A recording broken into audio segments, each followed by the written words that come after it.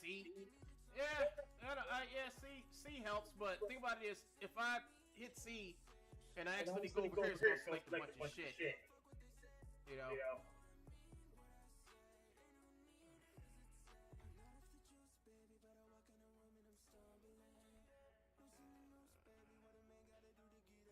Actually, I did this little. The other one I did it like polygon by polygon. This one, I did it. I still got a couple of pieces left in here.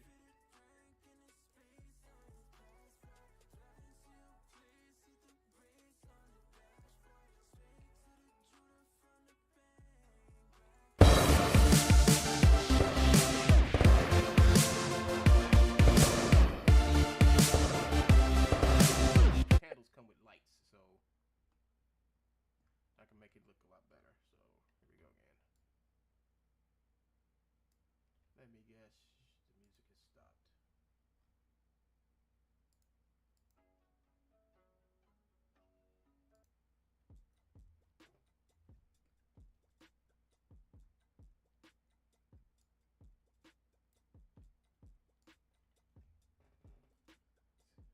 Scandal. He said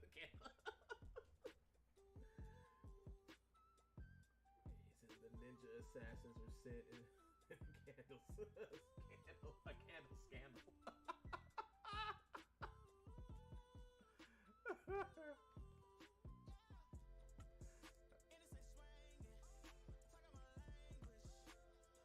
Wait a sec. These are Christmas light candles.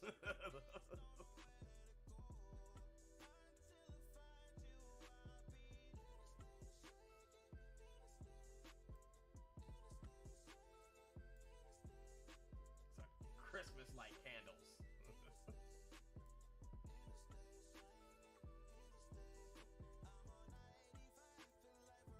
You know, I could have actually did this offline, you know, and so I wouldn't have to go through all this boredom, but, you know, I think it's good to show people this stuff, you know. Because, you know, and I'm just showing everybody that it's not a one-click solution. If you try to, if your aim is something really nice and really cool looking, this is what you gotta do. I never see nobody ever like work on environments like this, you know. I see them build them, but I never seen them like fix environments or try to modify models, you know. They always build it from the ground up. But maybe if maybe you don't want to build up. Maybe you want to do something like modify it, you know. Take a model that's already made and just take it apart and make it in what you need it to be. I haven't seen nobody really do any type of kit bashing like that. They're rather, we're gonna make it from scratch. Ain't nothing wrong with that. Ain't nothing wrong with making stuff from scratch. But damn, you know, I want to save time. I mean, I really want to save time, you know.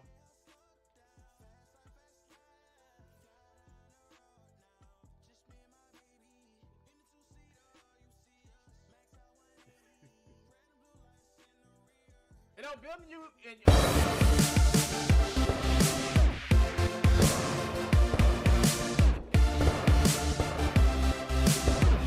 UEs, it's good. I mean, I've done it too. You know, it's fun. It's easy. You know, you got the Quixel library. You know, you make anything you want to inside there. You know, and what you can't find, you can definitely get it in the marketplace. I love that about Unreal Engine. You know, Unreal Engine, when people make stuff for Unreal Engine, you can use it. I mean, you don't have to do these extra steps like you do with DAZ. DAZ stuff is only made for DAZ, you know. You know, DAZ is the picture making machine. You want to make a picture? Use DAZ.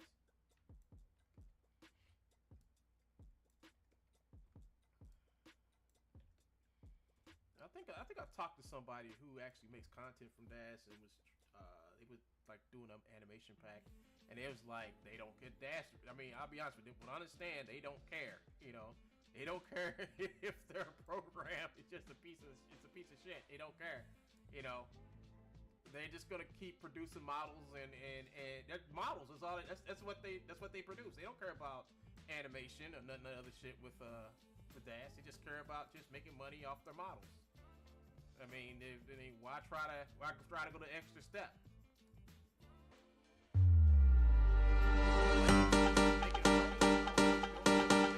I thought they would, you know, I thought like they would kind of like diversify. You know, I mean, hell, they bought Carrera. They own.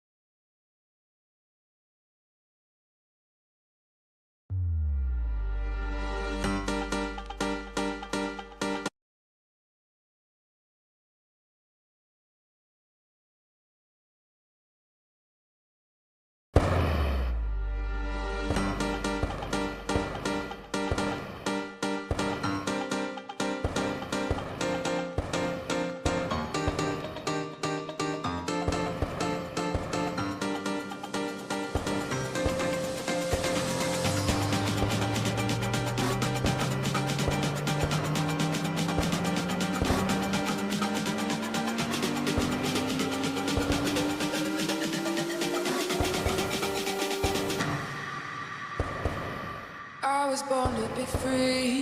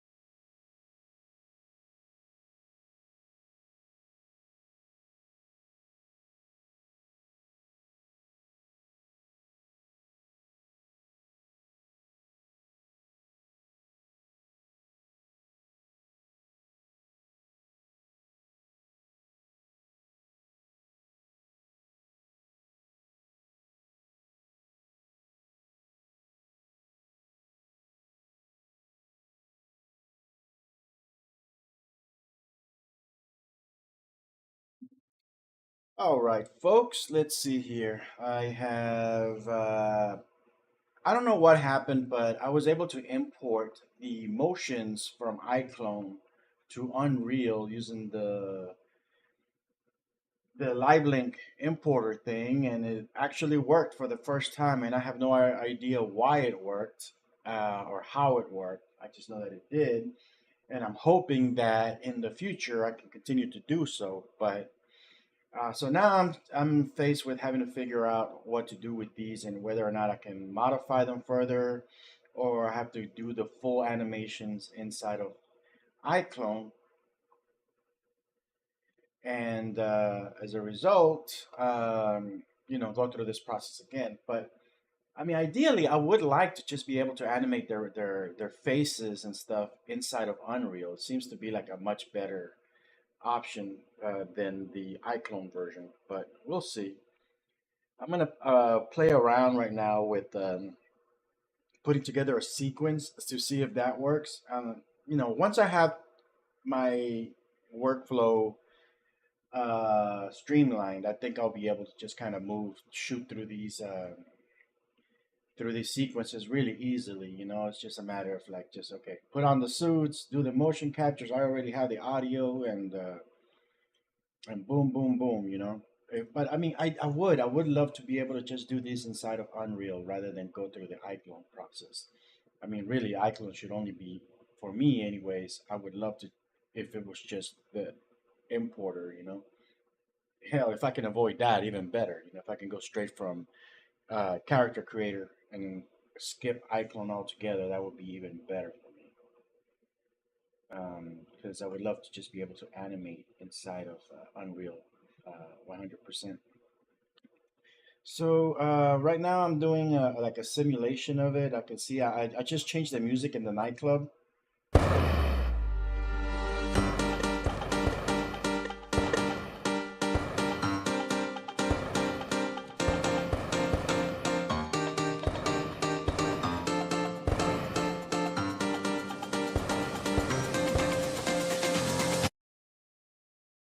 It's a little fucking loud.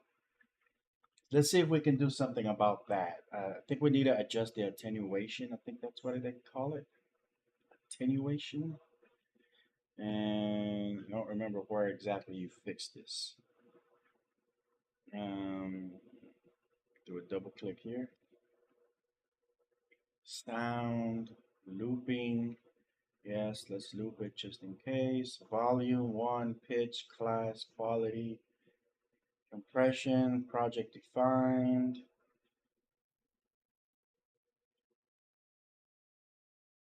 Mm, maybe it's in the properties of the holder thingy majigger. Let's see here. Attenuation allows specialization, override attenuation. It's already set to that. Let me lower the volume and test it around by moving my mouse around and see if the sound changes based on the direction of the camera. Let's see what's.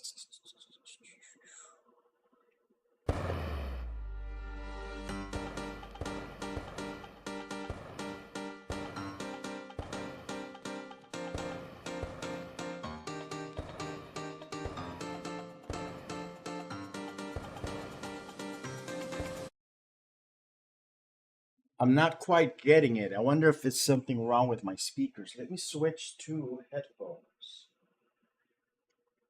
If I switch to headphones, I should have a much better idea of the placement of the audio in relation to the left and right ear. Let's see here.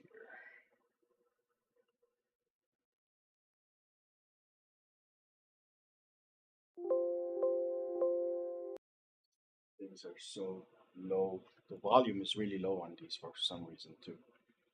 All right, let's see.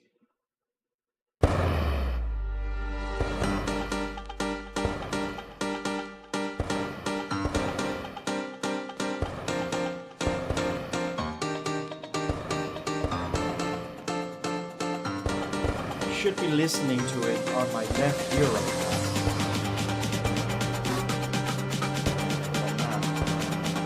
Now it should be on my right ear. No, it's not quite doing it. Attenuation function, linear, sound.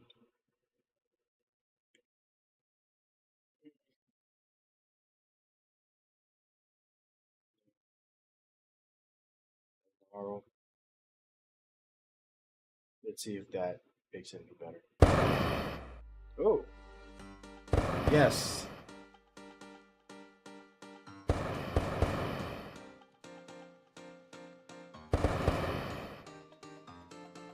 Oh yeah, that's good.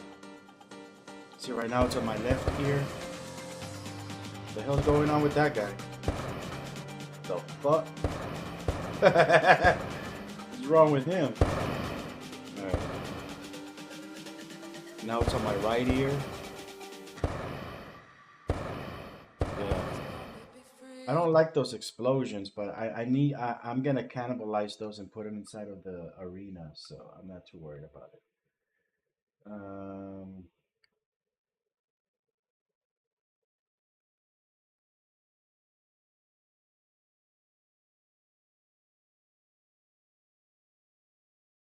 Yeah.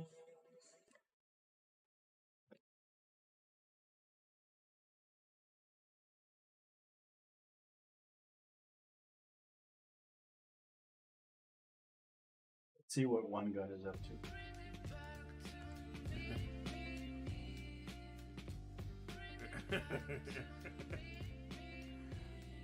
All right.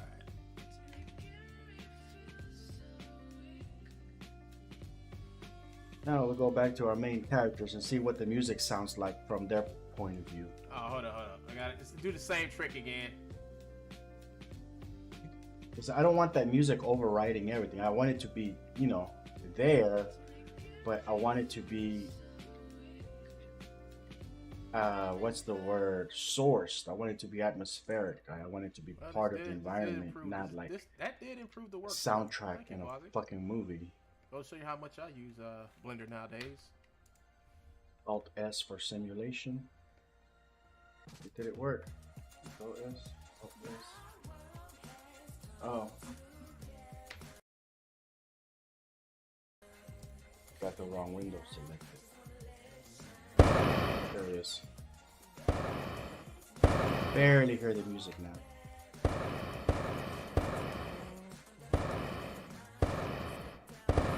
So I might have to increase the volume of the music.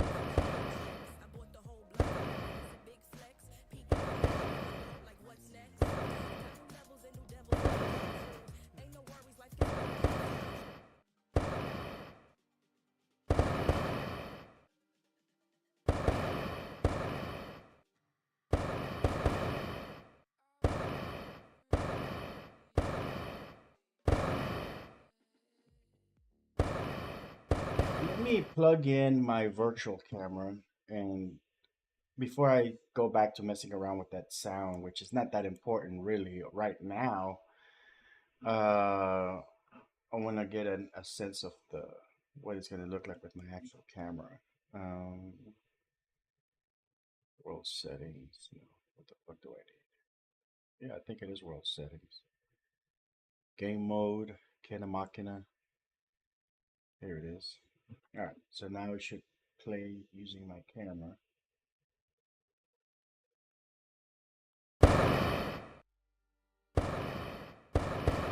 Oh, damn lens flares, fucking James Abram bullshit.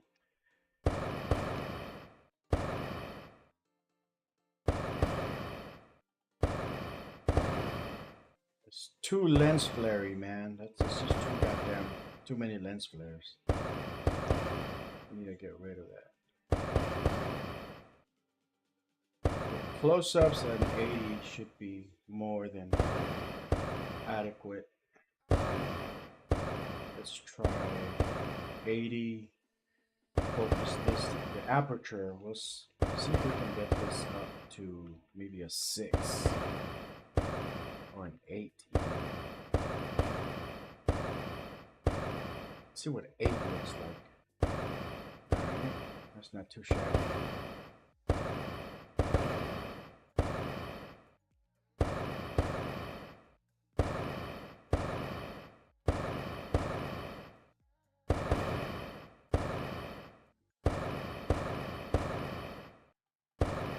Oh, that girl's arm is all fucked up.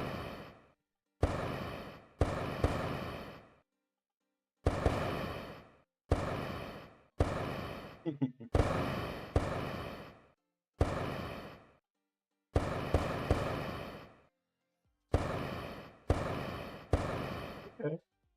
I mean, it's getting somewhere, you know. I don't know if the crazy lens flares are gonna do it for me. Where's my focus? I moved it to the mouse. I just I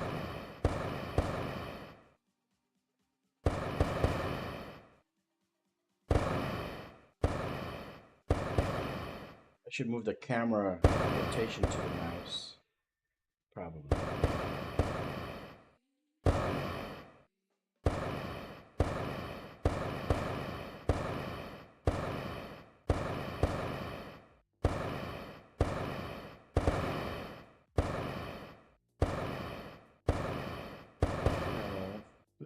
Let's see if we can get rid of this lens flare bullshit. The bloom, that doesn't, I don't think that bothers me too much. Let's move these to their own folder.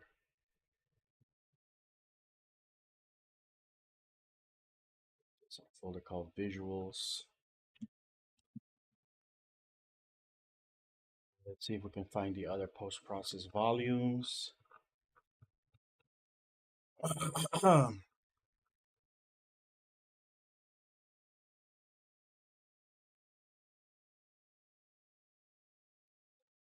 Do, do, do, do, do, do, do, do, do.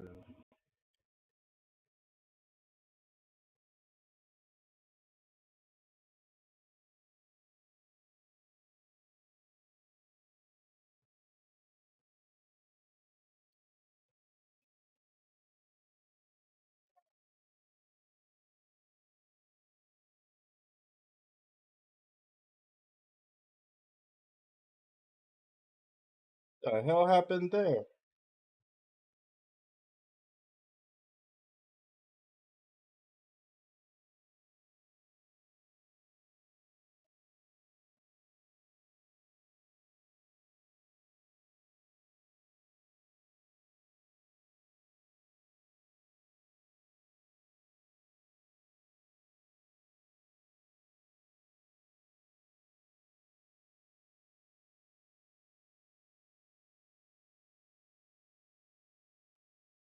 I guess we can run a search for anything with the word post.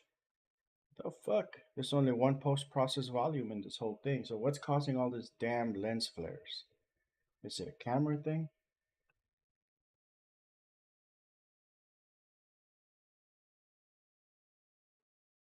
Is it is it the camera? I don't like these lens flares. I'm gonna disable it completely. I'm not ready to just remove it.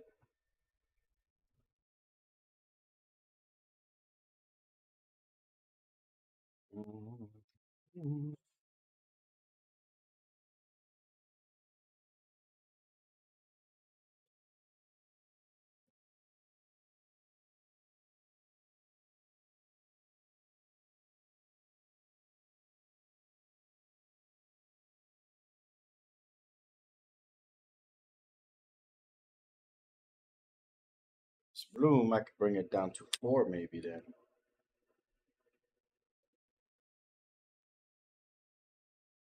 Change this to a point 0.4.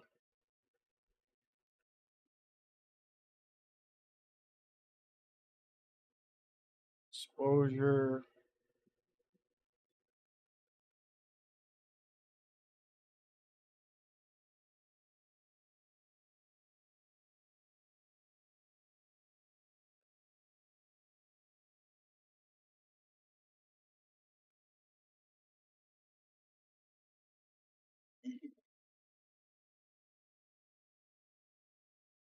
All right.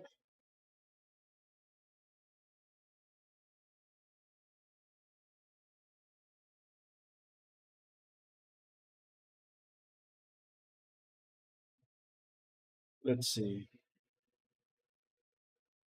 We have to find whatever the fuck is causing that.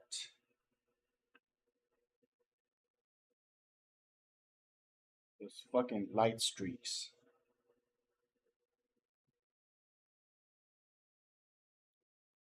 Oh, I wonder if I just have to rebake these damn things.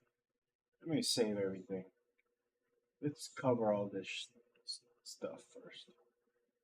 Actually, I want to let me take a look at nanite. See if I have my nanite. Okay, so I don't have nanite enabled on most of these. But let's do that next. Um, so we have nanite enabled on some of these, but not where it matters.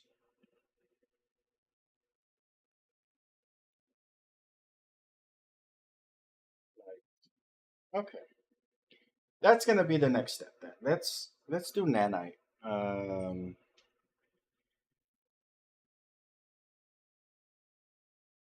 what's the best way to do this?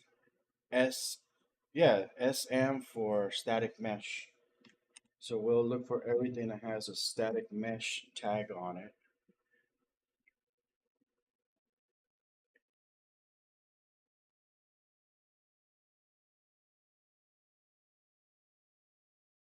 Select everything, right click, and transform somewhere in here. Let's try from here.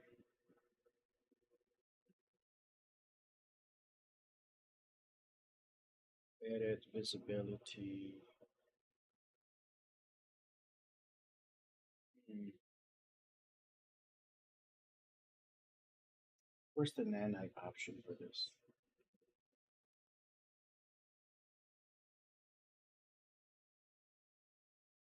Maybe I gotta do it in here. Static mesh.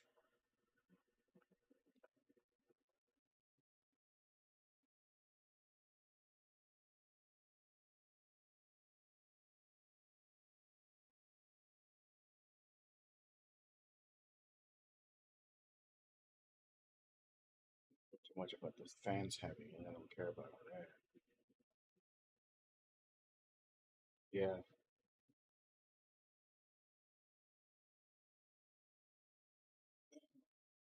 Wonder if I can type the word static, man.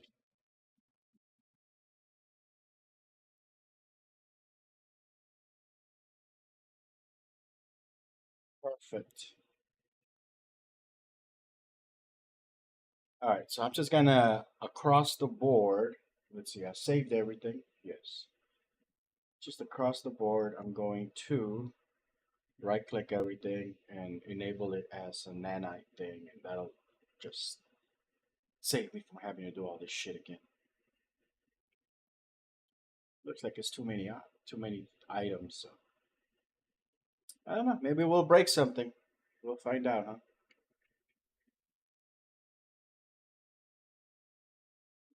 Give it to me.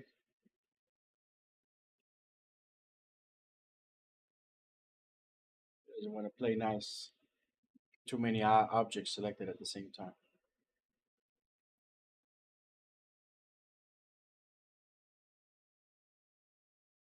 I need that wine glass.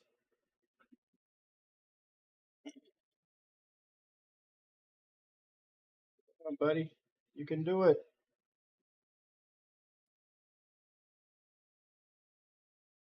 26 GPU. CPU 69% total. The fuck is eating all my memory? Unreal Editor is trying. Leave it to me. I'll always find a way to break shit.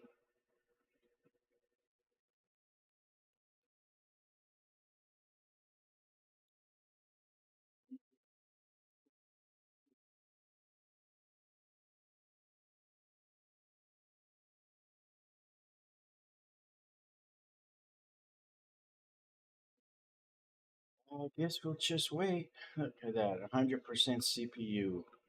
Fun.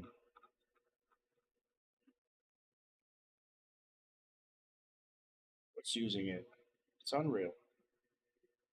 It's really struggling to select all of those static meshes at the same time.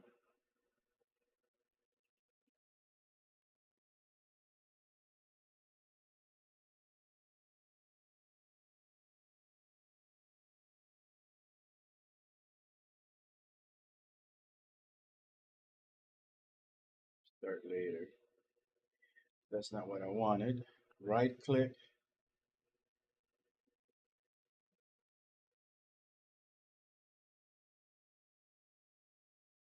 The fuck? I have no idea what just happened. Preparing static meshes. It's doing some bullshit in the background. Oh well, while that's happening, let me see if I can figure out how to attach.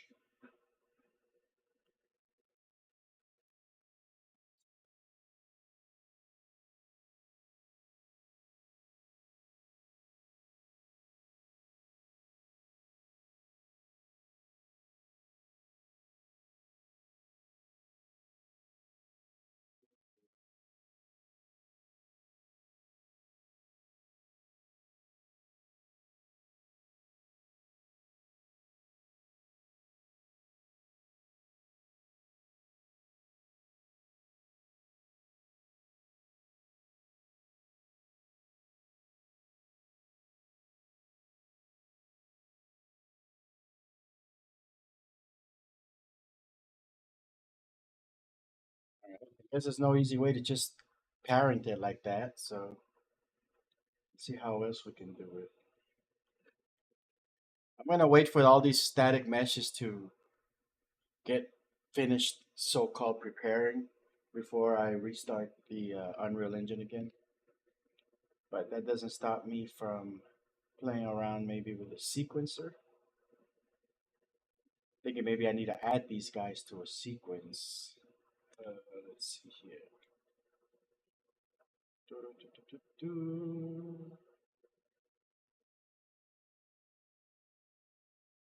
Level sequence with shots.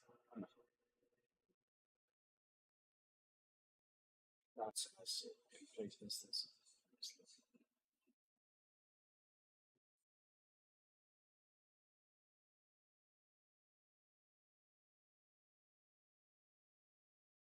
I have a folder already called sequences. We do. Gonna call this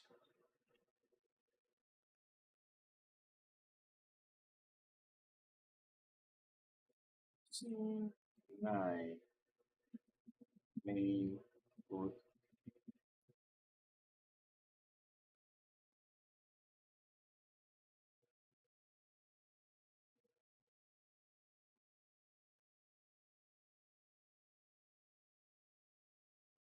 Yeah, that's just gonna call it root.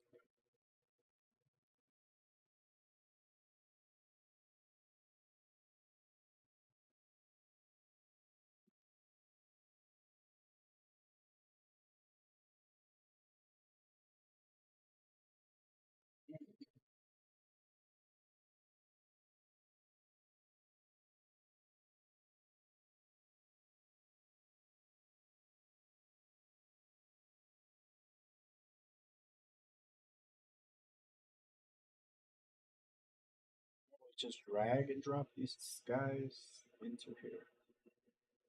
How do I do this? Oh, from here. Okay. So I'm gonna click, click, click, and click. Turn that into a single folder. Call this folder group. And grab all these guys and just drop them in here. Bam. If I tell it to play, where's my play button? It's not playing. So it won't play in the editor. How do I get these guys to play within the editor?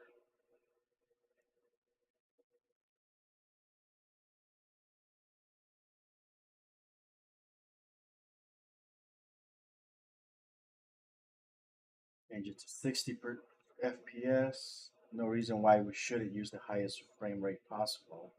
If I need it to be, 12 frames or 24 frames later on, I just reduce it. It's easier to reduce something than try to add shit later on. But why can't I see the animations? I should be able to see the animations. It's a big learning curve, man.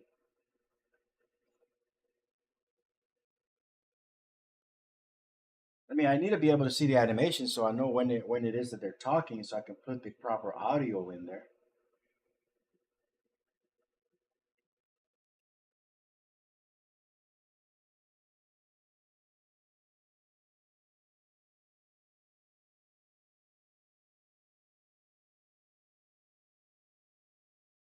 Maybe I'll consult the Oracle, aka Google. Let's see here. Unreal Engine view motions inside sequence. Is it because I'm importing a sequence inside of a sequence and not the motions directly? Is that what it is?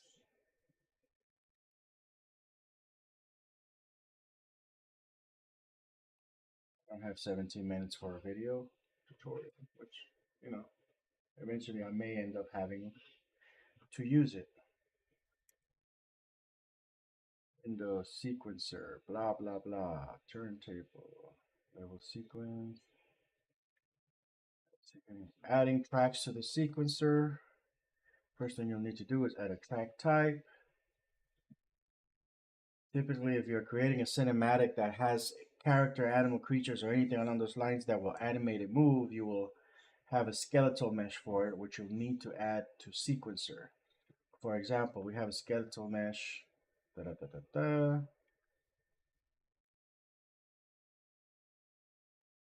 And then add a track.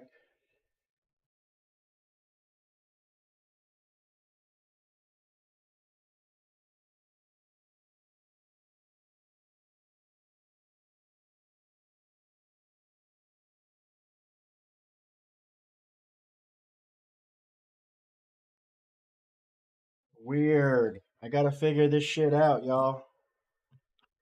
So I have to add the mesh itself and not the animation. 'Cause these will only play. Wait, I gotta. There's gotta be a way to just have these play because these are already set up. Import, save as, transform, translate, trim. There's the animation. There's transform. Maybe there's like a programmatically thing that you gotta click on here to enable this. Let's see what the options are. Visible, advanced, draw, ray tracing. Hmm. Animation to play. Let's see if we can bring that up. Okay. Let's try this. Let's add the animation.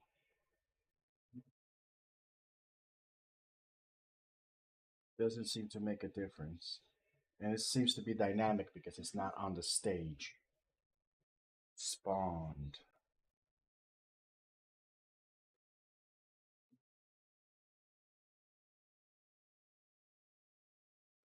Right? Transform. We gotta figure this out, man. We're making progress. We're making progress. This gotta be an easy solution to all this.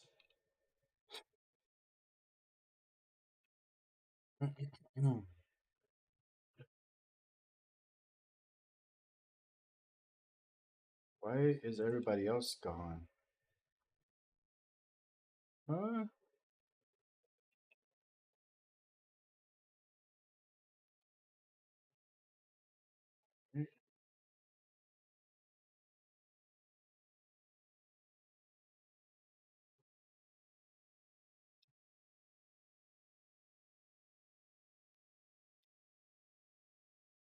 Content.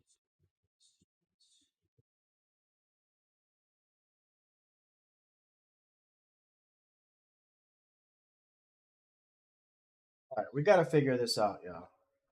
Anybody watching this, whether it's while I'm streaming live or somewhere in the future, you happen to stumble into this, send me some comments, if you know what the solution is. I have the animation. I need to add it to this thing. So that according to this, it says I need to start with the skeletal mesh. All right, so let's follow the instruction. You will have a skeletal mesh for it, which you need to add to sequencer. For example, have a skeletal mesh of a bear, then we place it in our level below with the bear selected. We can then click the track button in the sequencer and choose actor to sequencer so that we can add it and control it in the sequence editor. I'm pretty sure it's just dragging and dropping it like that would have done the trick. Oh, I have chameleon here. That's probably what's causing the fucking extra blooming bullshit. Aha, found it. Let's turn chameleon off for a minute. Enabled. I mean, I'm not ready to get rid of it completely because that's useful. But at least I got rid of it for now. I hate that it was too bloomy. That's the only thing I can think of as far as a description. There's too much bloom there and atmospheric over. It's overkill. All right, so we have a sequencer. Does this sequence even have a name that I can use to reference it as? I don't know.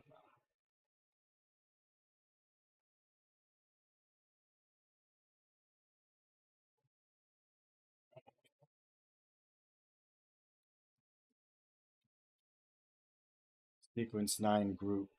That's that right there. Okay, there it is.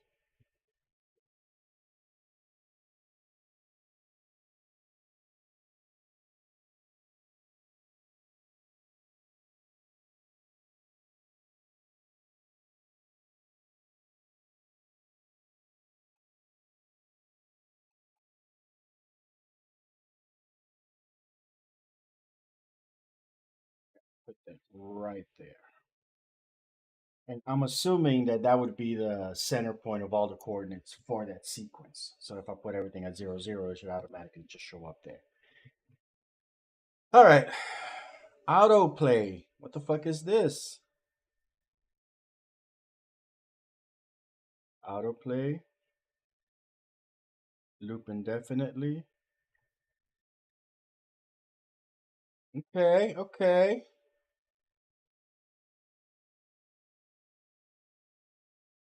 Hide player. Hide heads up display. Disable.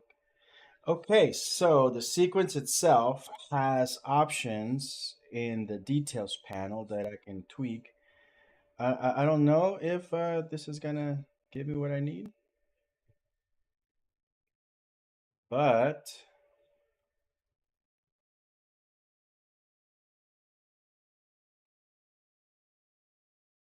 okay. So we have that. Let's uh let's bring in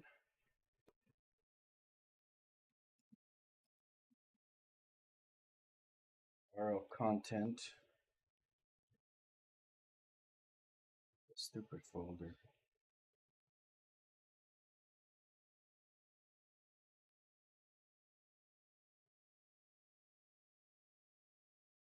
And we need let's just play around with Chris. He's got some animated movements. I want to this has got to be like this. I mean, it's got to be that easy, really, you know. So where did he go? Where's Chris at?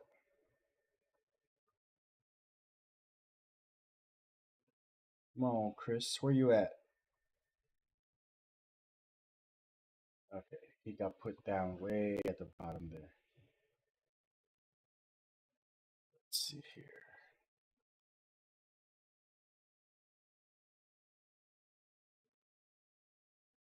Well, let's see if it plays.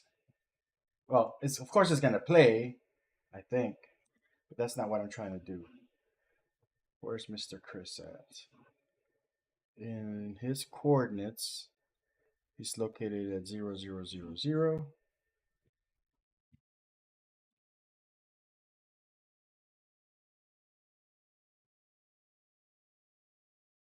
Holding down the shift key while I'm dragging him around is letting me move within the environment while holding on to him. Now, where is that sequence? It should be across from the bar. I mean, from the DJ booth. There it is. So once I put him down here,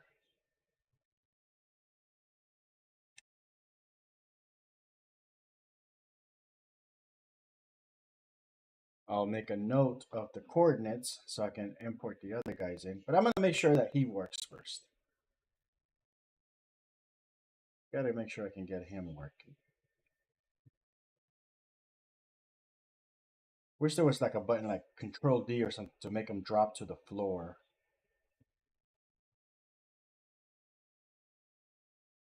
All right. Hit play on it. Doesn't do shit.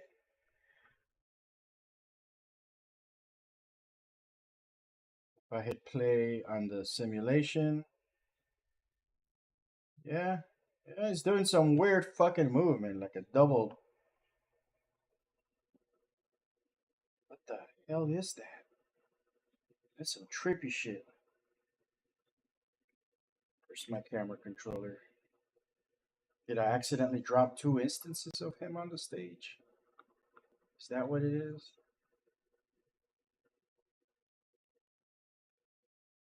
Whoa. That is. That's freaky. Is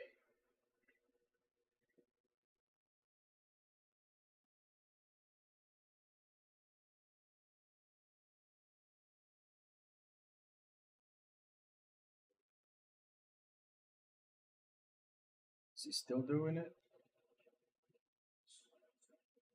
Doesn't look like he's doing it anymore.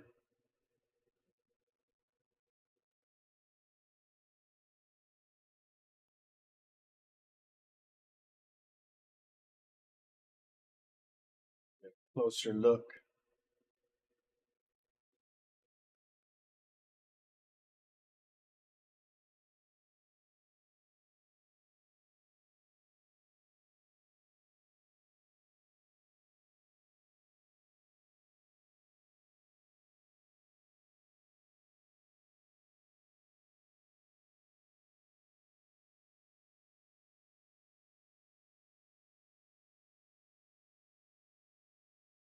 Frame rate is really, really shitty.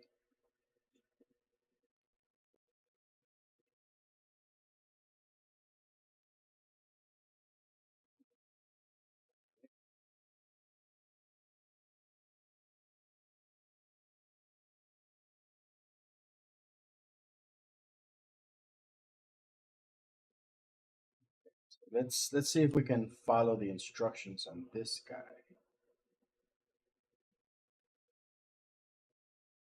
We bring in the static mesh.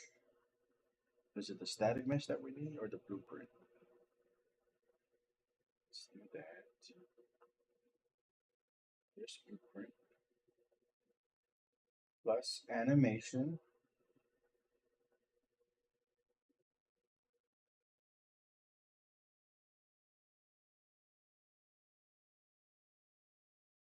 Still not moving.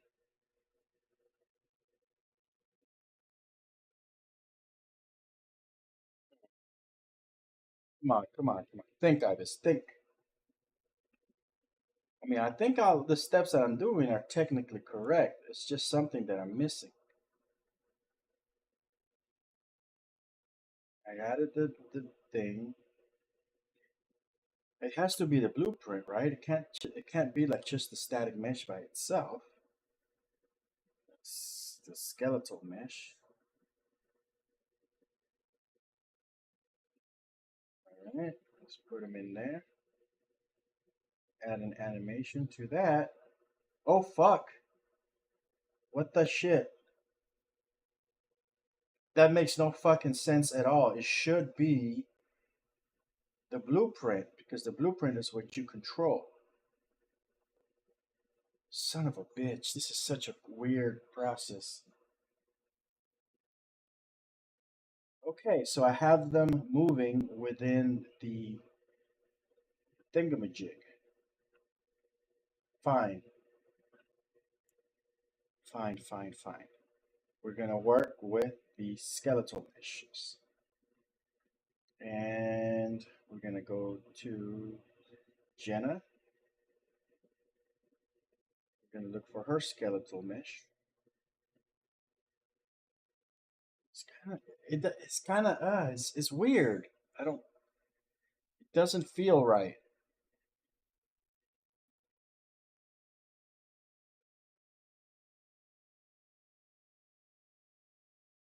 Uh, yeah, need Laney skeletal mesh,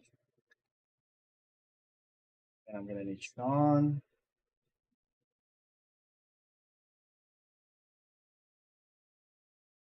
Excuse me, Mr. Romano. Okay. Gotta make sure these guys are in this group just so I can keep better track of them. Visuals.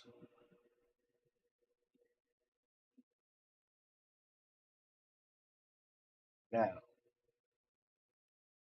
I'm gonna have to read the whole chapter on this because this got. I mean, the blueprints seem to be the better option because I can tell them when to start playing and whatnot. You know what to do, whether if I want them to move or react. You know, it can't just be a static thing. You know, I want them to be able to react to my camera. Like, okay, I need to be able to push a button and say action. Okay, now start acting. You know, so I can be able to record them properly.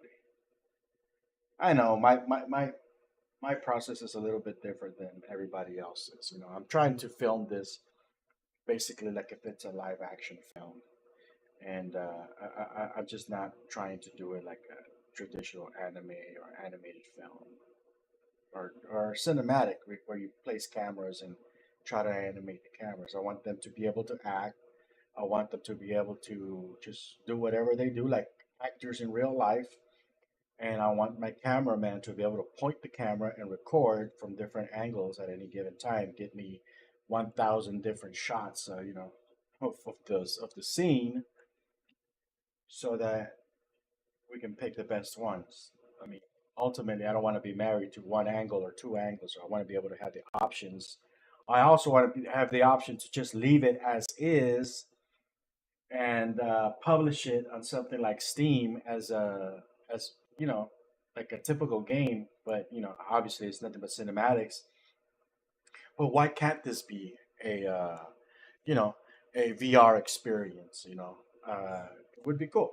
Just to put the character there, you're sitting and you're actually watching these guys and be able to move your head around and see everything that's happening all around you. That would be a good little VR experience. I think more creators need to shift from the traditional film making uh, thing and consider the future. We got metaverse bullshit coming up. Internet 3.0.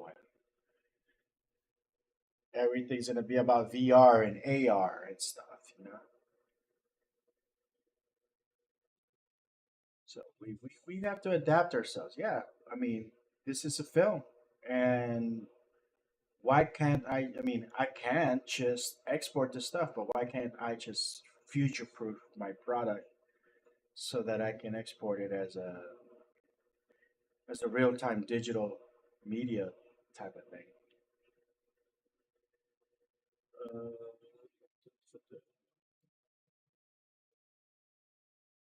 so I have Jenna, Lainey, and Sean. Dump them in there. Now that I have that, I'll look for the motions. This is Sean's. I wonder if I could just drag and drop it. No, no, that's not gonna work.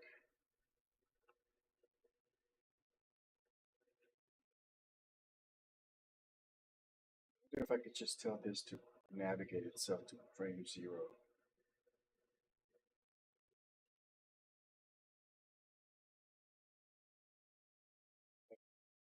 So, looking for Sean.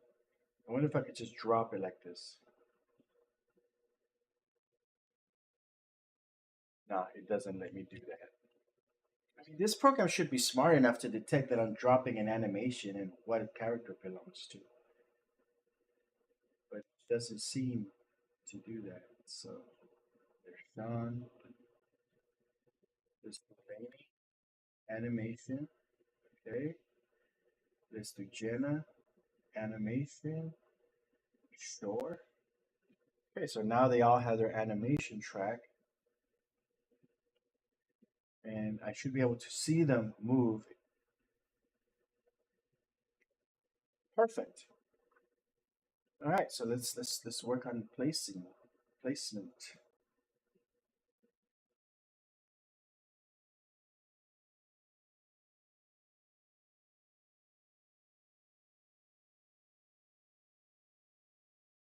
Uh, that's silly. It doesn't just let me put it there. It has to go through that thing. So here we're gonna move Laney,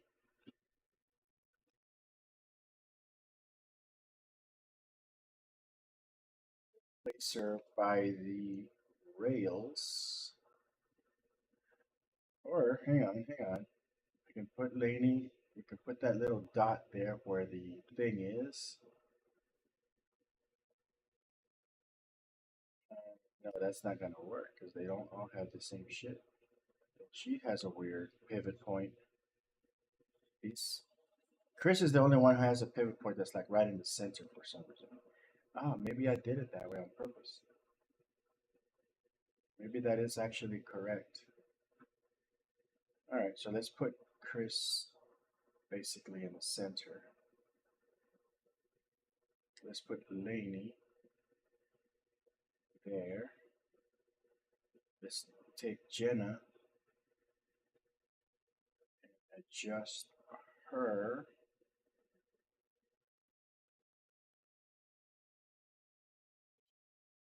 somewhere over here. And on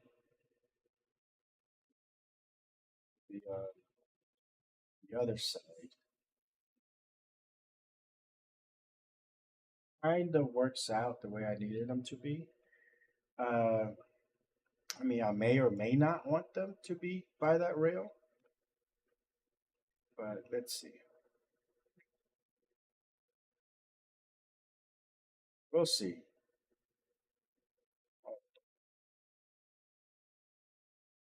See what that looks like. Well, Alt S should let me preview it. Yes. Frame rate is shit, but it's working.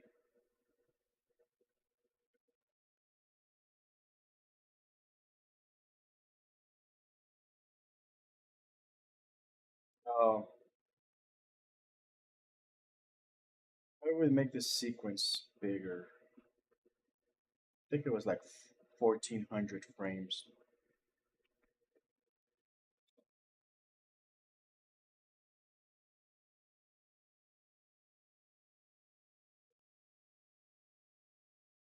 At this point, I'm having to learn about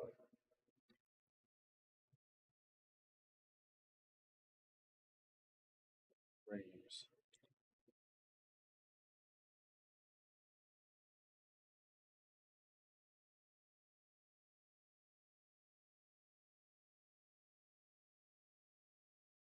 Okay.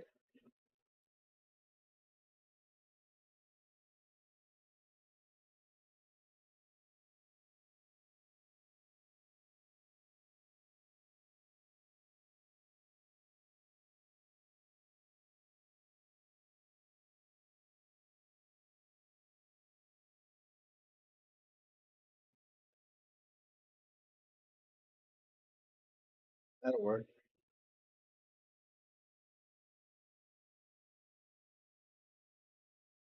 Okay. Now we're starting to cook with gas.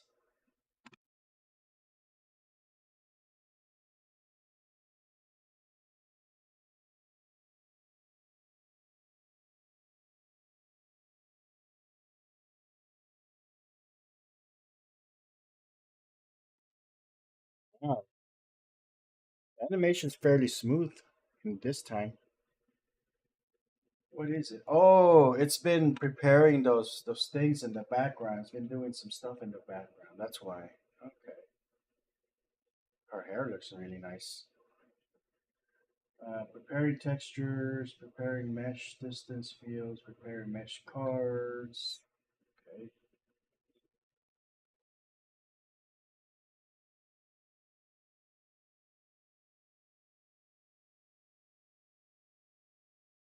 In the script, I actually had these guys sitting down on a chair, on a table, and doing their stuff. But I felt like it was going to be too static. I need some motion. I need some chaos, some stuff going on in the background. And having them stand up and be inside of a crowded area. I don't know if I want to keep this VIP thing here. I don't like that couch being by the wall. I mean, I could have easily put them there by that wall, but then it's like, okay, you don't take advantage of the fact that we have this whole entire nightclub. This. I need to fix that. Yeah, this is. I mean, I gotta do some more fixing. But if I can get iClone to cooperate and do all its things, then I should be able to import this stuff. I have a feeling I also have to upgrade my system hard drive so I can have more space so that iClone doesn't run out of memory while doing all this bullshit. I have a feeling that's really all that's happening. Okay, so when these guys exit the stage, He grabs her arm and pulls her away. They're gonna go dancing. Boom.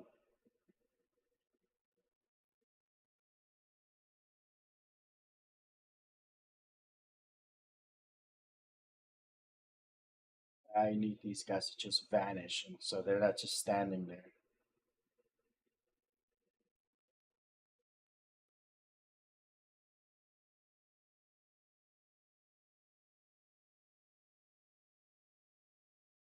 So Chris is going to vanish.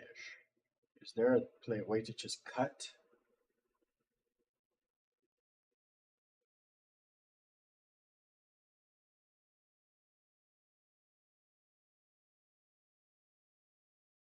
Oh, it disappears and goes back to the beginning. I need him to be gone. Is there like a view function, maybe, to just hide him? I thought by just cutting the timeline would be enough, but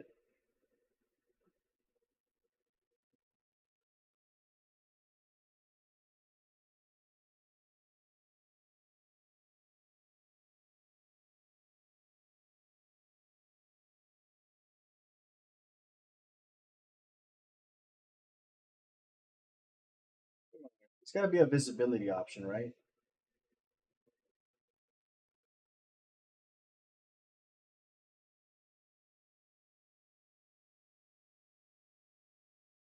Attach audio event tempo sequence actor hidden in game.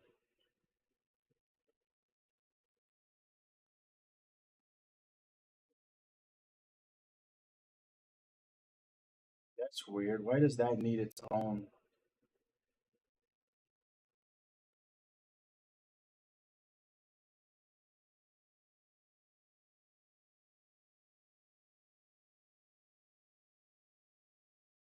keyframe, maybe?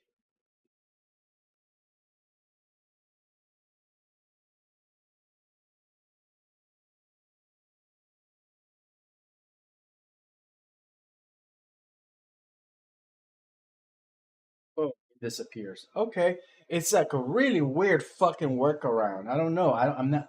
I'm not happy with that. It doesn't seem. It doesn't seem right.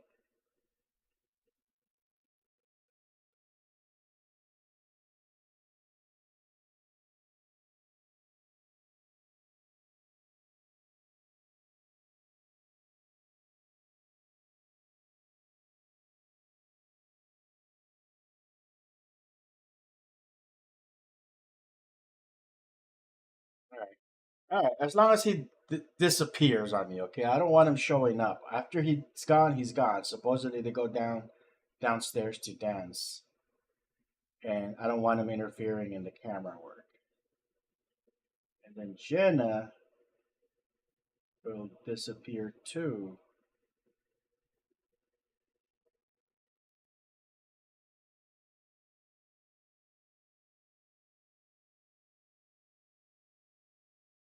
All right, so Jenna, Mrs. Jenna, or Miss Jenna,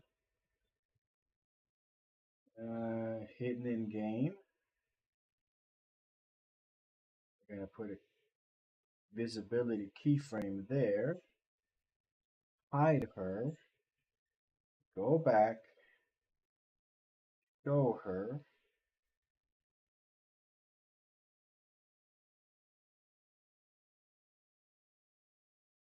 So they both should disappear. Perfect. Okay. This is a really weird timeline, man. I'm gonna get used to it. I'm at the stage where I'm actually starting to get like animation work done. So this is the time for me to learn this.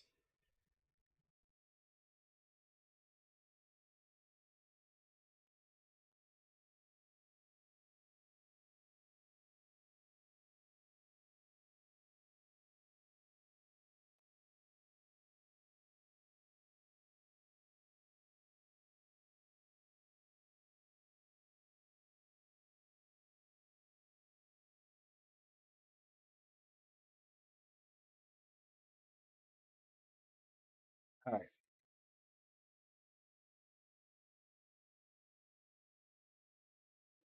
Let's add sound. Let's see if we can resynchronize the sound.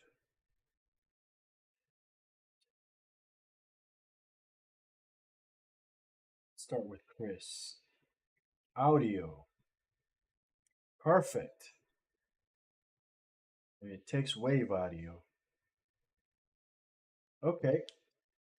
So let's find Chris's dialogue. I should have a folder called Singing Line.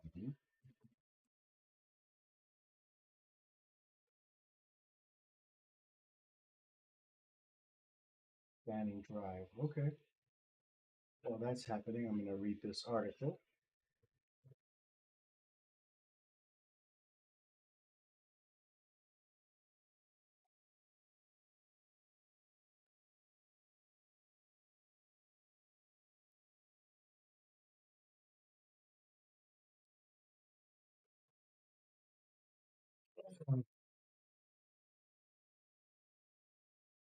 Let's see.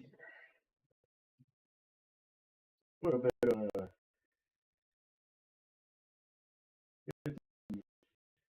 background music. Background music. Media.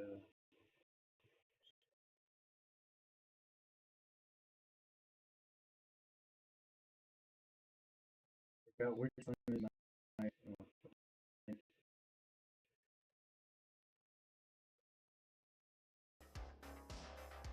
Hopefully that's the right music. Not too much dead air.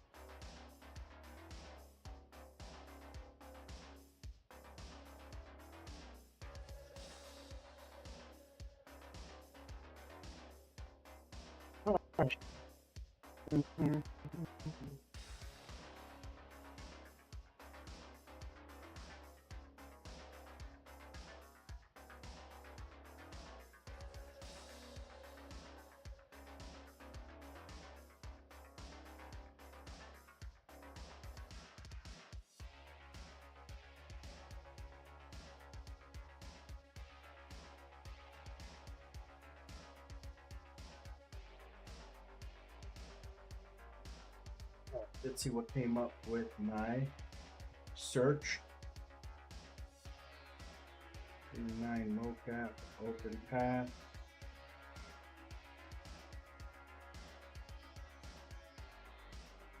FX. Need the individual tracks.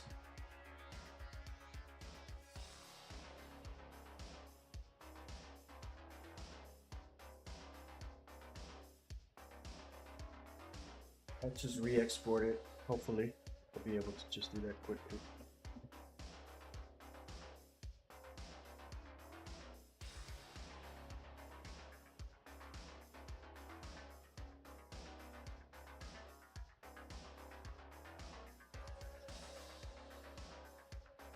Alright, so let's see if we can tweak the volume properties on this real quick.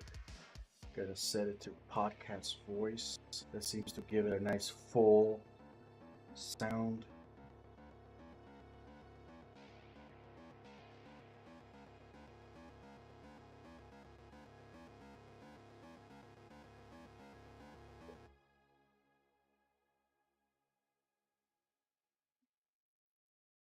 Like a quick dirty cheat. I'm not an audio engineer by any means. I'm not, period. But this little shortcut seems to work. So, alright, so I need my stream deck because I have my shortcut key set up for that.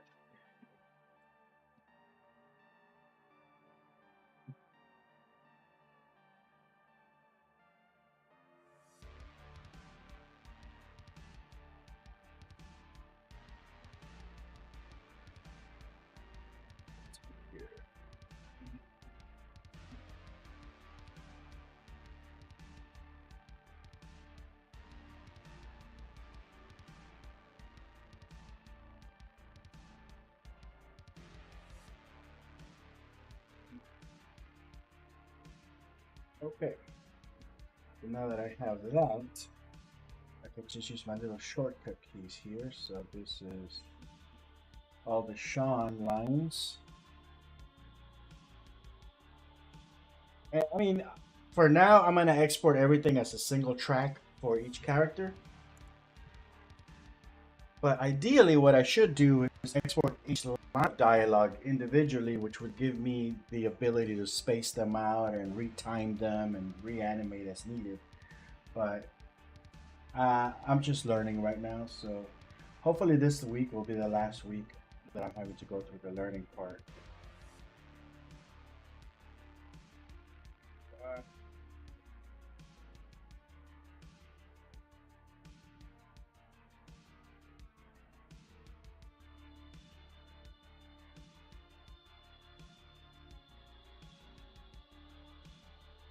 not exporting. Son of a bitch. Let's try like this. Export selected clips.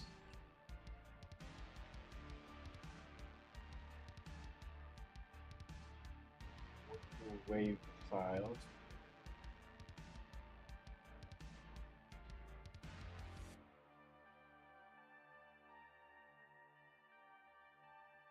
This is C.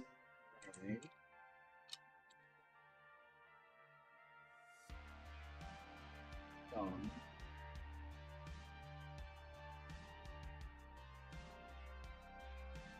then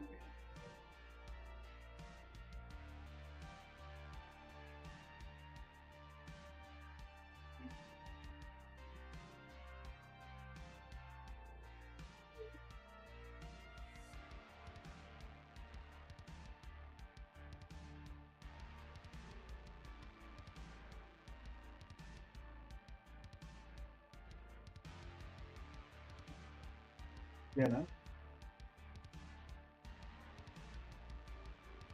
Export.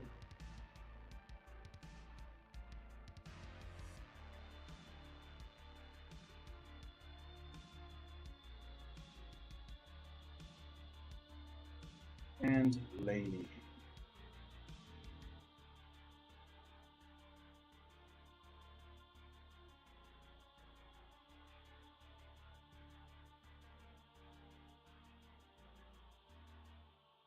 Okay. So now that those are exported, sure, let's save it. Now that those are exported, we're going to see if. I wonder if this dragging and dropping will work. I don't think it'll make a copy of it in the right place. I'm not gonna take a chance with it. So let's go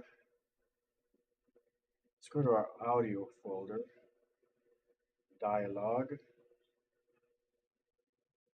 create a folder, theme menu. This is stupid how it doesn't support underlines. I mean, I get it. I get it. For development purposes, you try to avoid it. But for usability purposes, you should be able to programmatically, uh, take into account that users don't like that, and you can do a search and replace in the background, like a filter it out and let us still use it. And then in the background, you can add that underscores all you want. So Chris, Jenna, Laney, Sean. Will it copy them over or will it just save?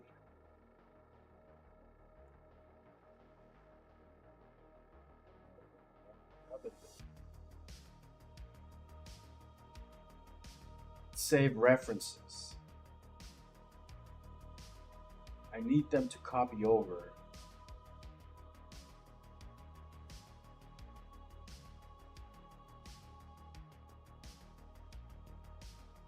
So this is not what we want, because if we move the files over or delete them, then these files are pretty much gone. So that is not something we want to screw around with. Let's go to the dialog folder, show in, no, dialog folder, show in Explorer. Here it is. So what we're going to do is we're going to dump them in there directly. That way they are part of the project. Yes, we're going to import them.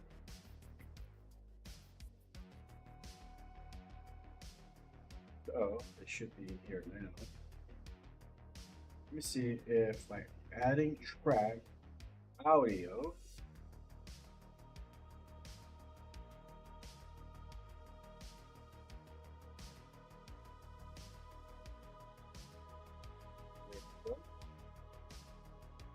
Gives it its own little layer thingamajigger. Perfect. So let's do the same thing for these guys. I think that's cool that I don't necessarily have to have that thing open. So let's do Jenna. We'll add a track audio. And we're looking for Jenna's audio track.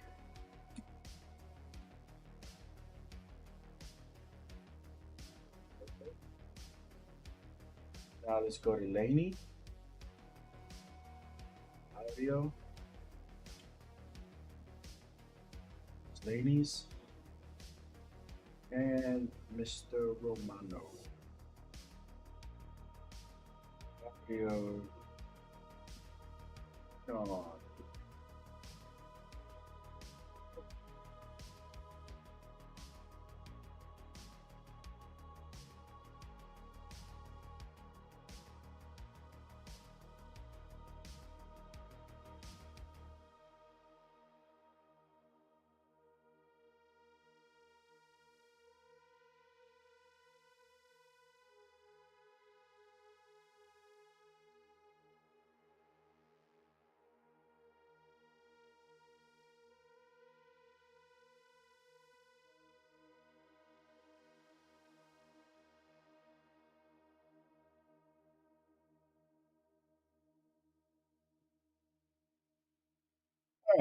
Alright, so let's see what we have here. Let's see what we have here. I mean, we should be able to work with this in a similar way as way we're working in fucking iclone. I mean, I know there's like a rig thing that we could also use to move their arms around and things like that. So eventually, I'm gonna figure all that shit out.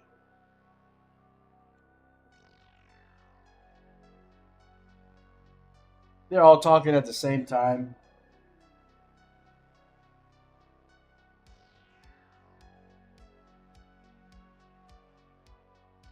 Just adjust this.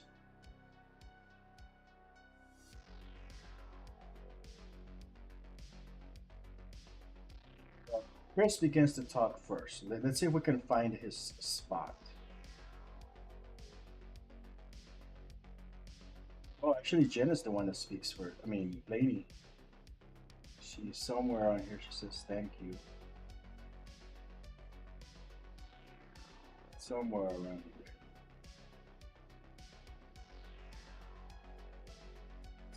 Let's see what that says.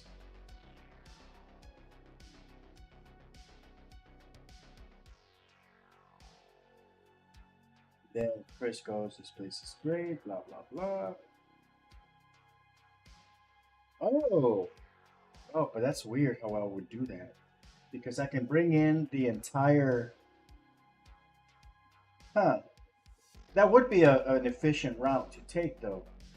If I bring in the entire mix down... Let me see if I have it.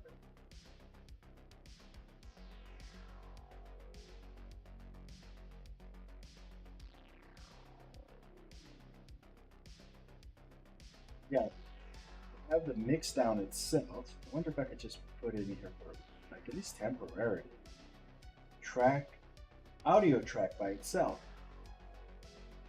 Okay. Okay. Content drawer. I'll call this mix down. Let's see. Open, or show and explore. Gonna leave it like that. No rename.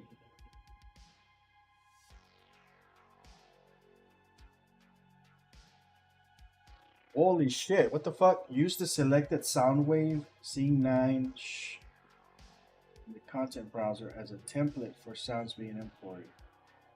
Oh, well, I don't know what that means. Say yes.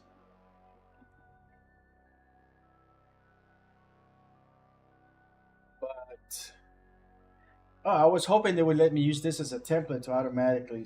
It was a different idea of template than I was thinking of. Okay, never mind.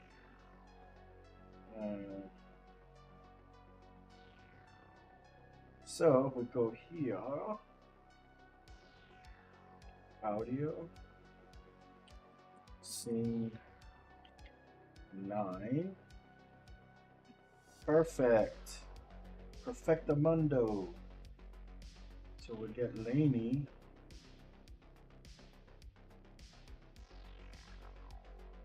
Somewhere here she speaks. And we just time it against that. And that should give me the timing.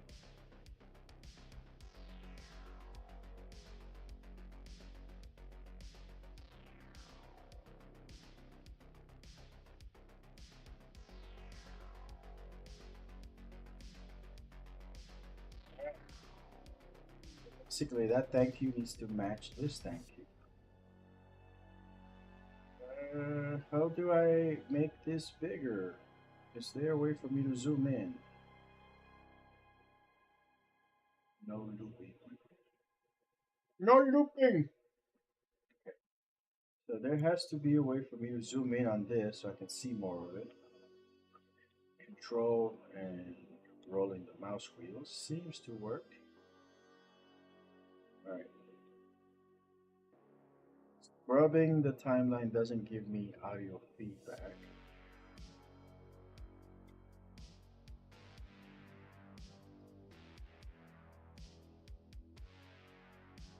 Somewhere over there, there's the little thank you.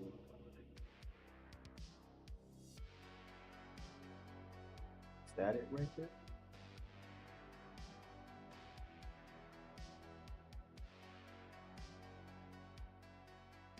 Doesn't look similar.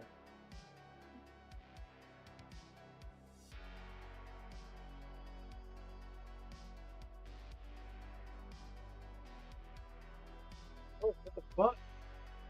There's two different sounds. That's why it doesn't look the same. That's the two different actresses.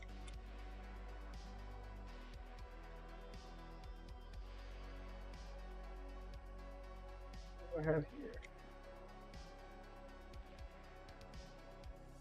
Oh fuck! Oh, I think I exported the completely wrong files. This is not the right one.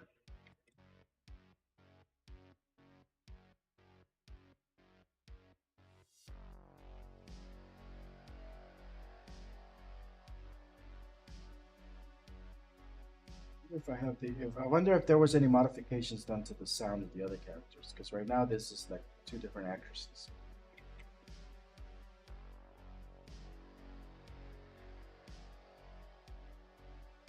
What the fuck did I do? Yeah, that's the wrong actress.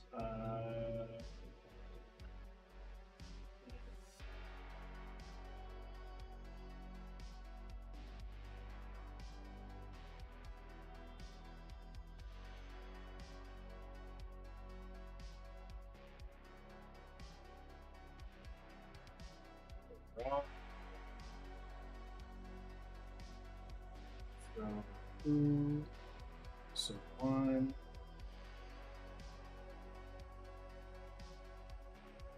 Scene 9.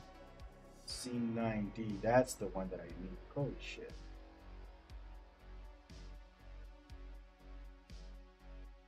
Need to get rid of those.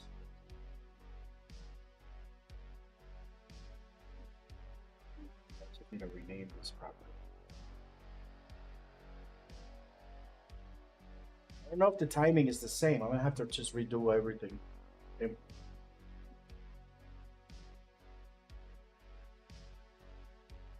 Yeah, I don't know if when I added the new actress if I did any adjustments to the other characters. So I'm not gonna take any chances. I'm just gonna re-export everything again. It's not working. So right click, export.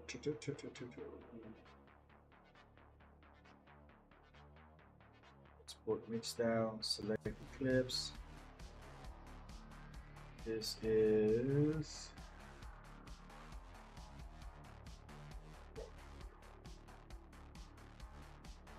I think this is Sean.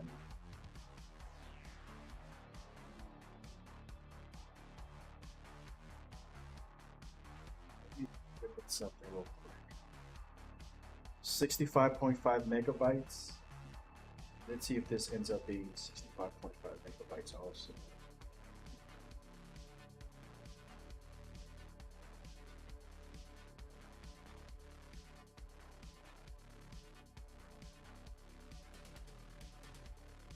Megabytes.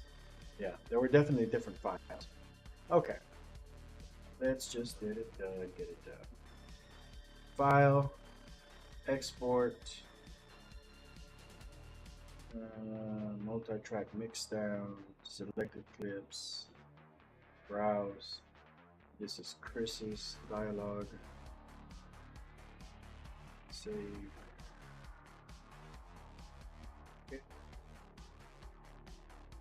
Douglas. I should have coffee. That's what I need coffee. And maybe I should. Oh, fuck. Good little dialogue thingy. Yeah. Dialogue thingy. Yep, that seems to have enhanced it. You don't remember to do all this to all the files every time.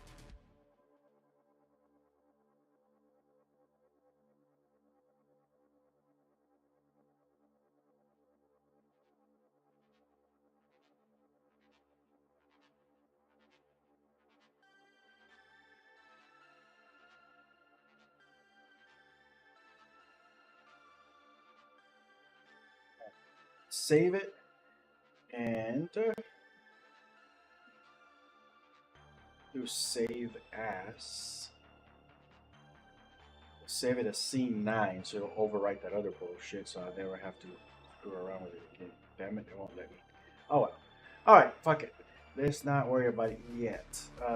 We don't need this. We're gonna take this.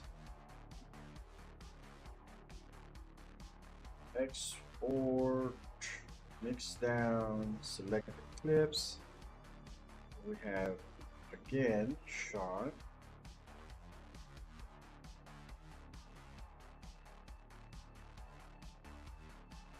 Good for editing my ads.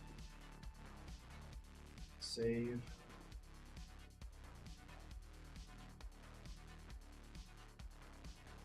Close all. Open this up again.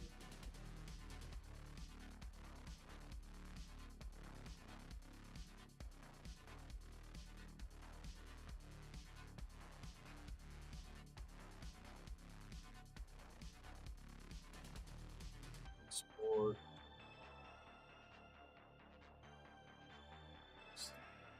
Select the clips. Browse. Sean. Yep.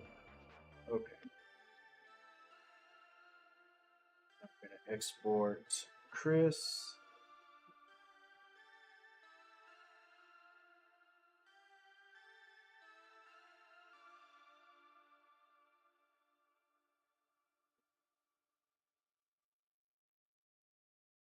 Right. Now we're gonna export Jenna.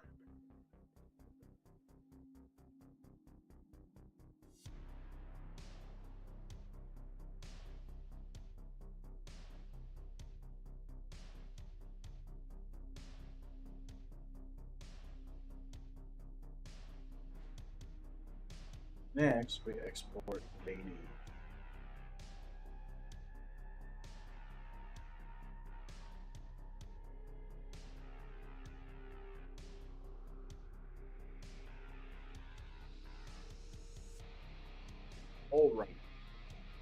all right. Save. Close this because I don't want to be married to it. Now we're going to just for the hell of it, I'm gonna delete this.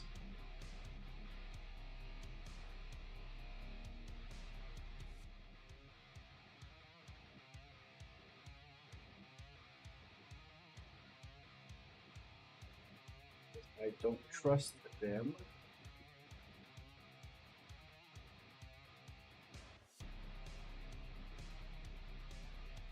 Okay. Chickadee swap.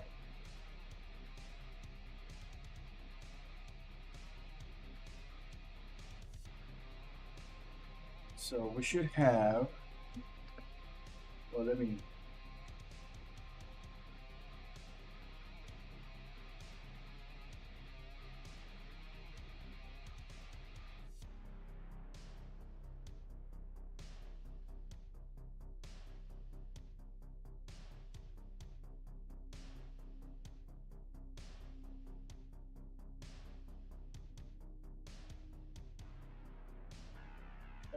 So the idea is that I'm going to put the audio into the individual actors, right?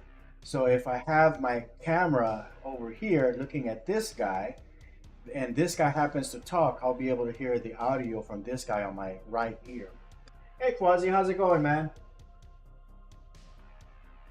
Yeah, sounds great. Hey, make sure you give me multiple takes, like whenever you record each of your lines, that one line file, send me 3 or 4 or 5 different variations of that same line. That way I can, have options and play with it and stuff. Be able to just kind of just speed through it, Give me some options. But yeah, I can't wait, dude. I'm trying to get Rand to finish his lines too. I wanted to get all the episodes done by the end of this month. The actual editing and everything of laying down of the actual episodes. Because at that point it's like, okay, I have all the audio I need. I could just sit my ass down and animate. I don't have to worry about any of the logistic stuff anymore.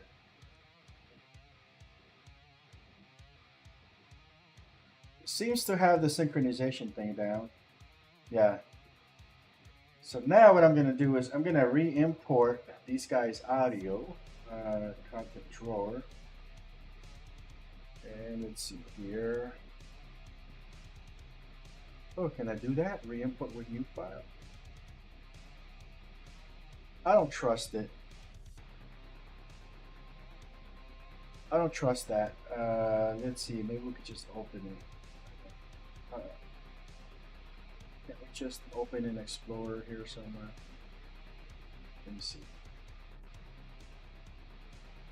Go in Explorer. Okay, there we are. I'm gonna delete that. Yes, force delete it. We'll leave that there. And we'll take our new audio. Where the fuck did we save it to? Is this it? So we have Chris, Jenna, Lainey, and Sean. We're gonna copy those over to that. The Unreal should detect it. Importing new assets, perfect. It created the UA assets for them.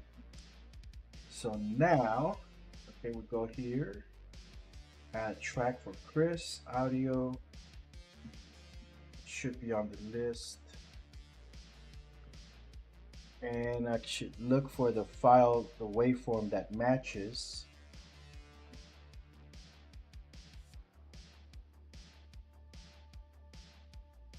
That, I think that seems to want to match right there. Somewhere in there. Yeah, it's close enough. Let's see if we can I mean, I don't have the facial stuff done yet, so I'm just kind of sorting out the workflow. I think this is going to be it, though. I think this is going to be the workflow. Get the main timeline imported with the audio and everything mixed down, and then the individual audio files use the main timeline of the main audio to guide for the placement, to the resynchronization of these audio files. I'm still leaving the faces alone because I'm trying to figure out how to animate the faces directly inside of Unreal. It seems to have better motion capture support. The expressions are not so cartoony. And I mean, ideally, if I could just bring everything in directly into Unreal, that would be the ideal situation.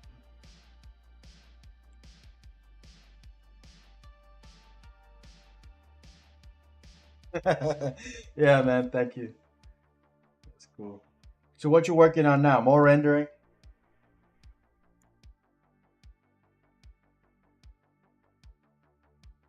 Let's see here. Jenna, track, audio. I kind of like this because I don't have to open up that other thing. I could just look based on the file name and it brings it in. So let's see here, this Jenna file. Okay, so this audio clip seems to want to line up with that one right there. Let's see, I may or may not be right on that.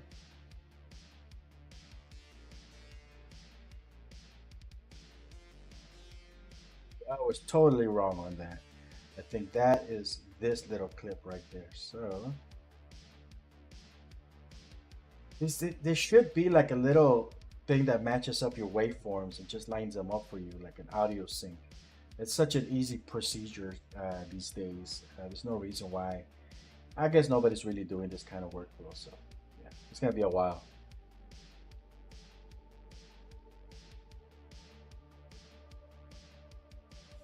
Yeah, it's close enough. The synchronization is close enough. So let's take a look at Mr. Romano Sean here. Let's see here. Track, audio. Oh, whoa, whoa, whoa, whoa, whoa, whoa, whoa, whoa, whoa. What's going on here, buddy? Track, audio, asset. There we go. And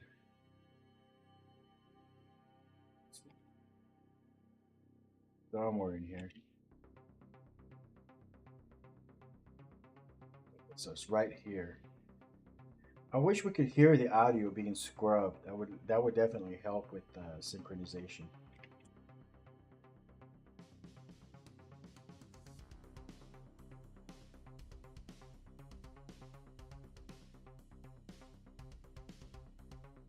Yeah, the synchronization is close enough. I'm not too worried about a few frames being off and sounding all robotic right now. I just want to make sure that I can do this, because once I know I can do this, I will be able to do bigger things. So I need Laney.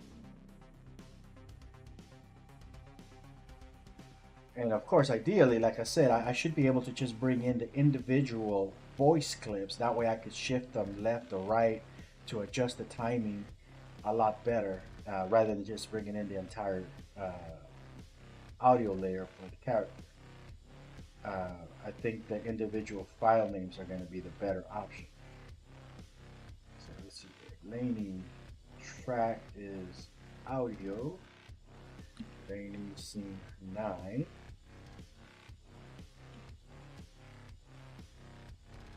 Is, and she speaks somewhere over here.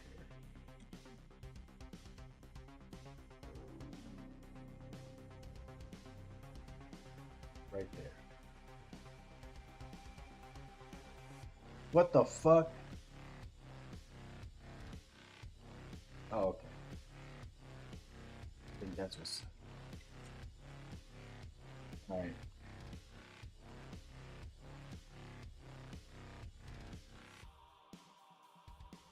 Alright, so now we're gonna turn off this audio. How do we do that? Oh, I guess we could just delete it. That was just a placeholder. So let's see what that looks like.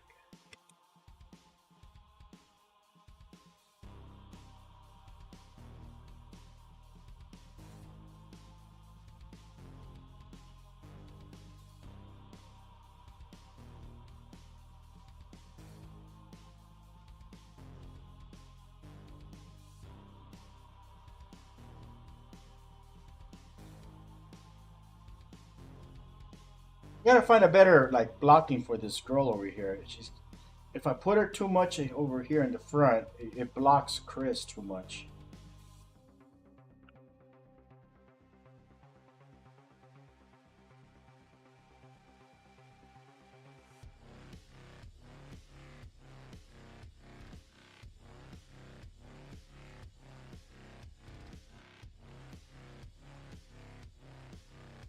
Let's uh let's increase the volume of the music.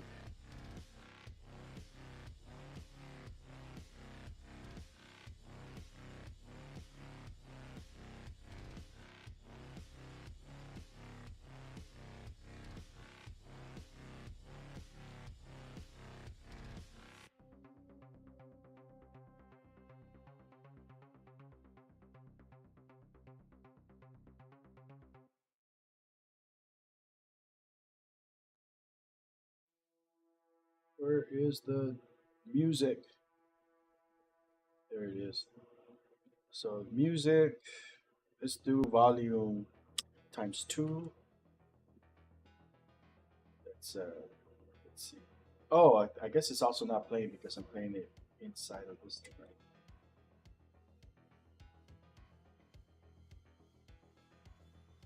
Let's see.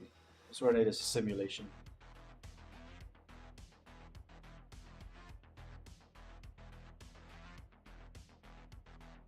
I still can't hear the music. Let's get closer to it.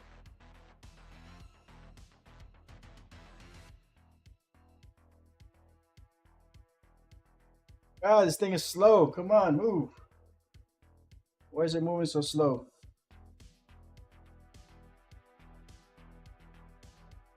There's the music. I can barely hear it. It needs to be loud.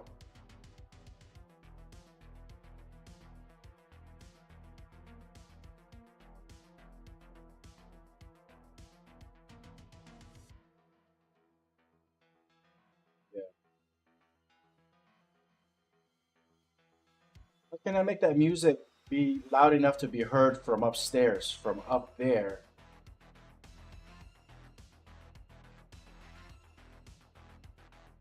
If I get too far away from the audio source, then I can barely hear the music.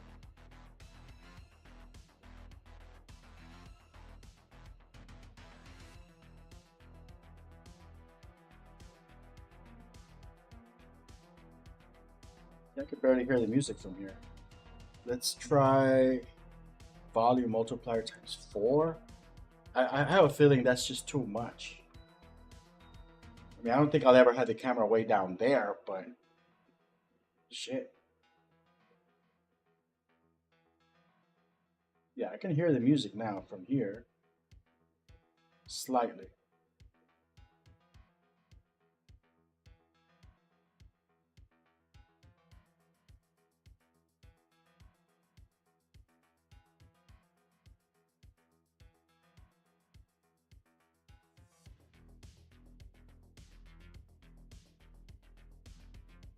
Yeah, I guess it really wouldn't matter how loud it is from down there. The problem is that if I release this as a virtual reality experience, somebody might want to go down there and screw around, and the music is gonna be fucking loud over there.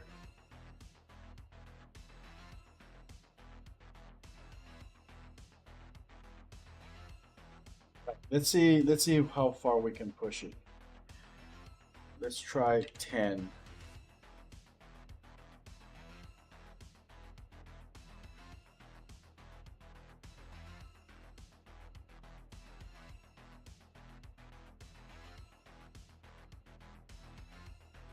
Can't hear shit. Alright, let's see what else we can do about that. Sound, multiplier 10. Enable volume. What the hell is this?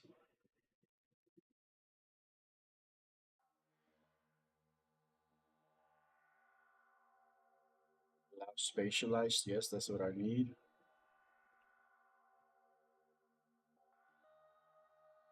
Let's see what that sounds like. I'm probably gonna blow out my ears in a minute.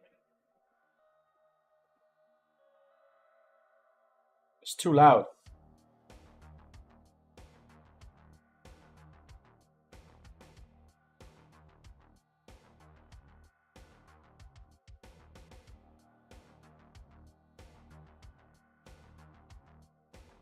That's way too fucking loud.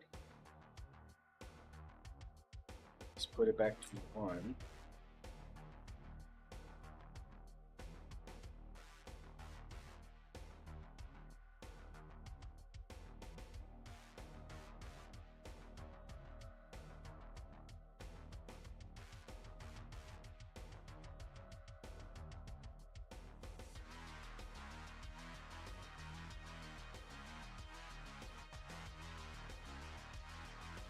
So, uh, I mean, the sound volume is the right level, but it's not giving me the direction.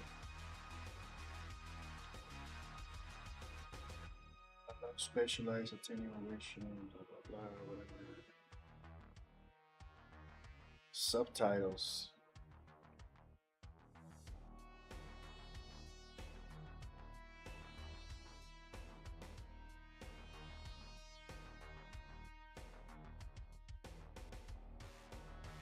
All right, let's try doing the reverse. Let's change it to point 0.5.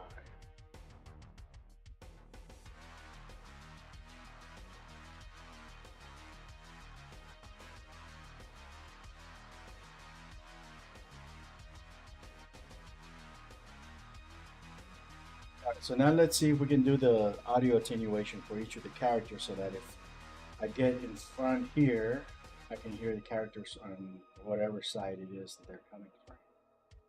That's surround sound. It's got to be a way to just set this back to 0.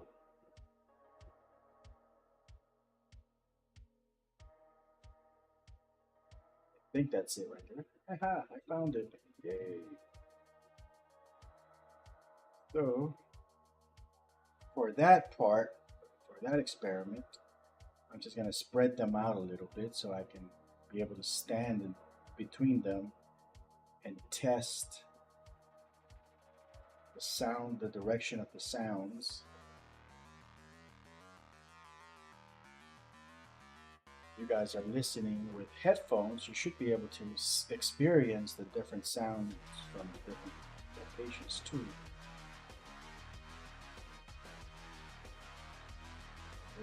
Let's see, Sean. How do I do that? Can I do that from here?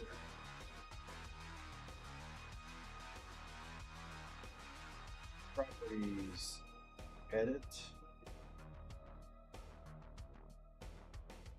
What's cubic audio? It's key interpolation, auto size. Okay, I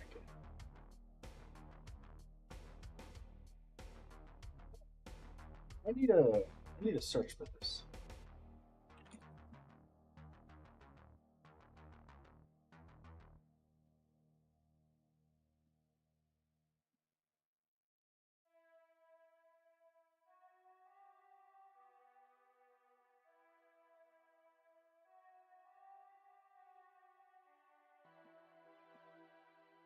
There's got to be a way to just get this done, right? It seems this is like a really simple thing that I want to make sure I get it out of the way before I move on to bigger things.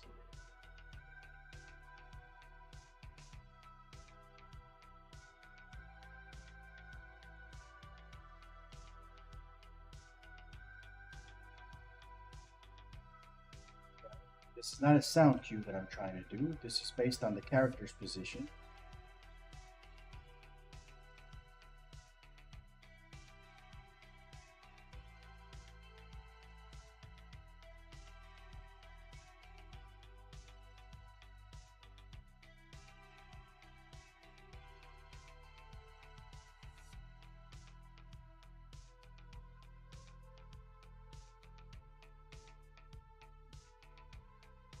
have to leave that for another time.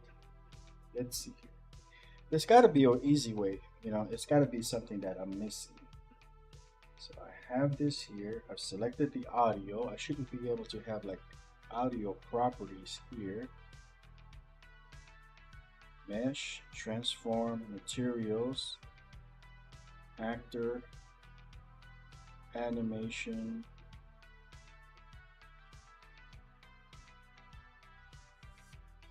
miscellaneous, and there's the all. But audio is not one of them.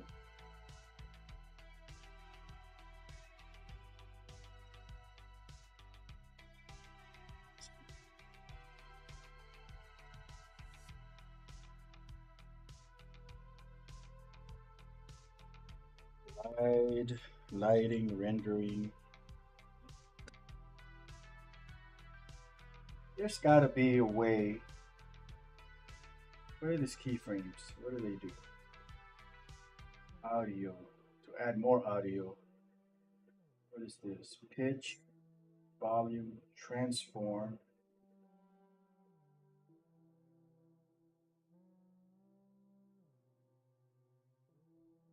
Audio transform? See, I'm already out. I get pitch and volume.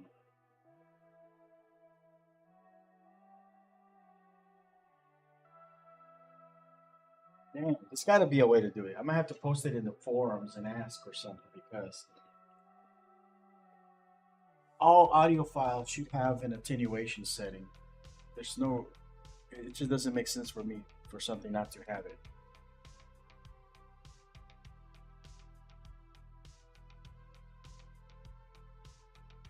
Properties. Range start when finished, is active, is locked, audio, sound, start, frame, offset, looping, suppress, subtitles, attenuation. Look at that. Override. Would that work?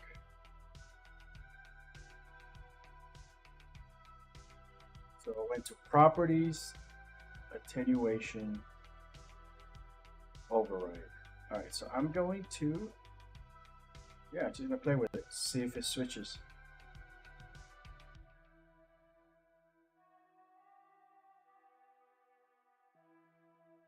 All right, and try it again. It should come in on my left ear.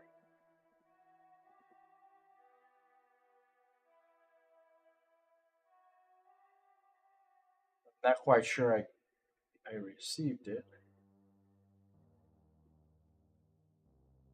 Let's try it. It should come in on my right ear.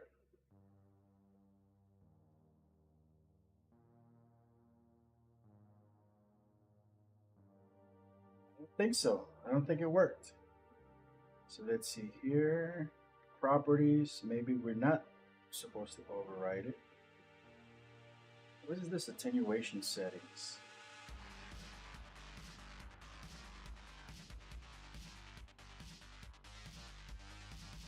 Yeah, I have no idea how to do that. This thing. I don't know. I don't think that's the right thing. Okay, so let's see now if it does it from the right side.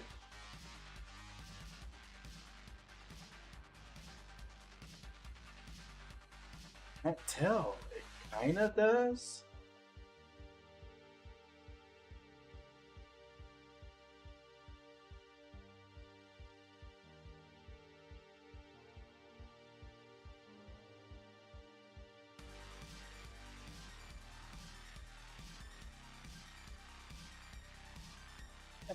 Kind of.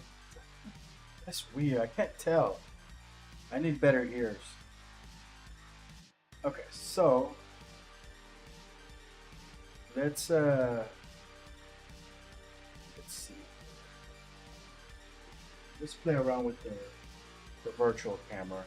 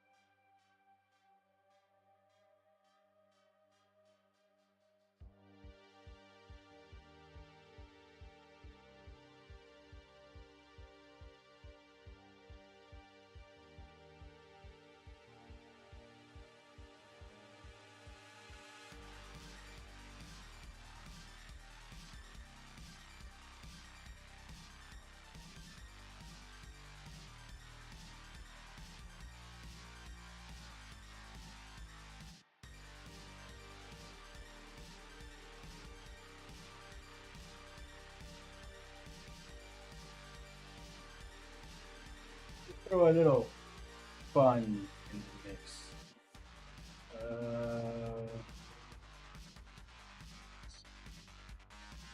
Mr. Adam.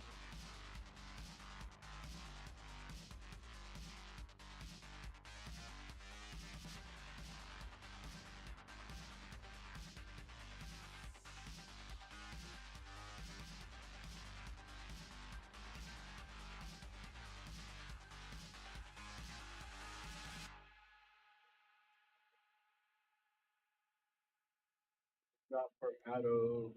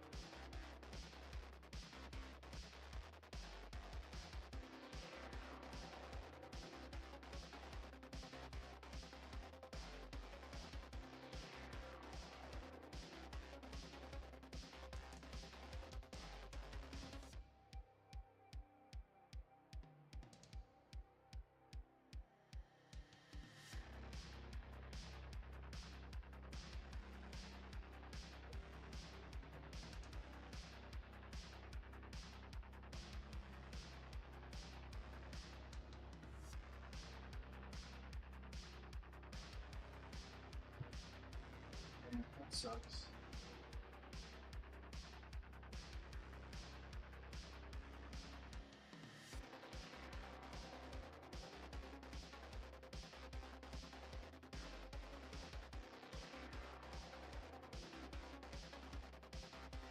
Right.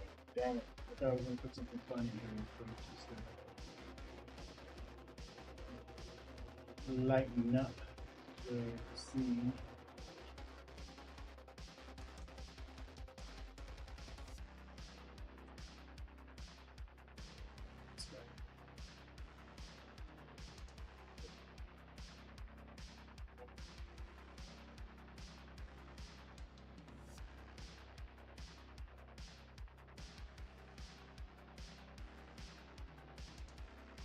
Yeah, that's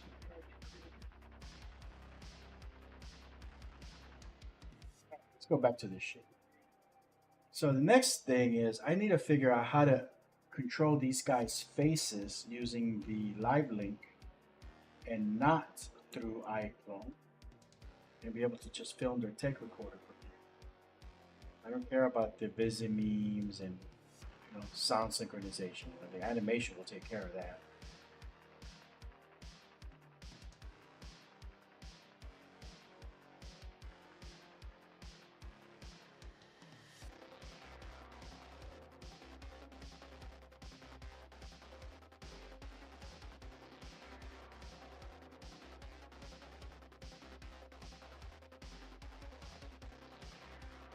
But it doesn't add a keyframe to the transformation track.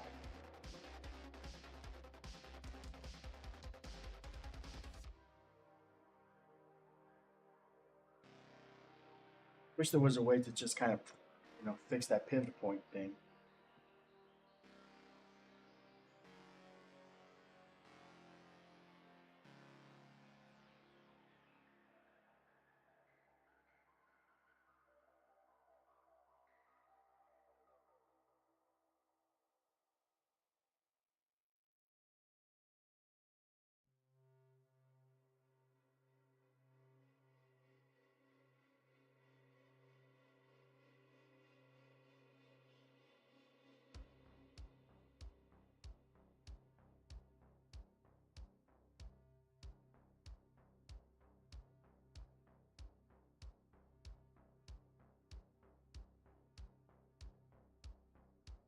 I'm gonna be filming this scene with a wide angle lens. I don't want too much of that blurry shit in the background unless it's a a close-up shot, it'll it'll it'll it'll give it more importance. You know, when I do that final line, to have that be more okay. Now we're isolating her and giving it importance, but we're gonna keep it nice and wide. For the most part, I think the film I want to film it with something with like a 26, 28 millimeter lens and kind of force myself to be a little bit more creative with the lighting and stuff. Yes, pretty decent already. You know, I think this is like the video game one. I think they're using a 35 millimeter lens, which I don't like it when it's too close. It gives like distortion on the faces, but you know, it just lets you get a little bit more creative. I'm not too big on the 35 millimeter lens though. Either go wider or go shorter.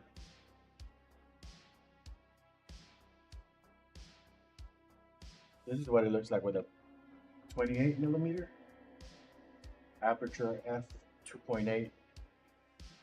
Maybe do a 6 to 8 aperture would be ideal. Let's see. See, that's what an f6 aperture looks like. I mean, that looks cinematic, okay? This is what films look like. You go to any movie right now at movie theater, it's gonna look more like this. Like not like that YouTube blurry shit, DSLR, super shallow depth of field. There we go. I mean, it's a little bit of blurring, but it's not fucking extreme, you know?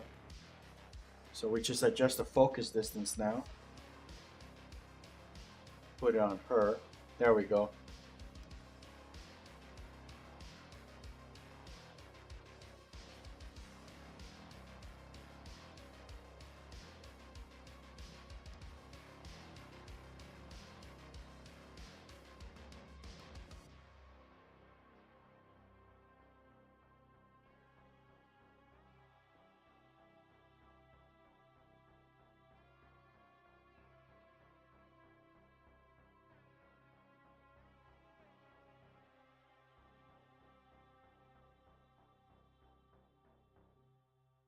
Yeah, that's gonna be a good shot.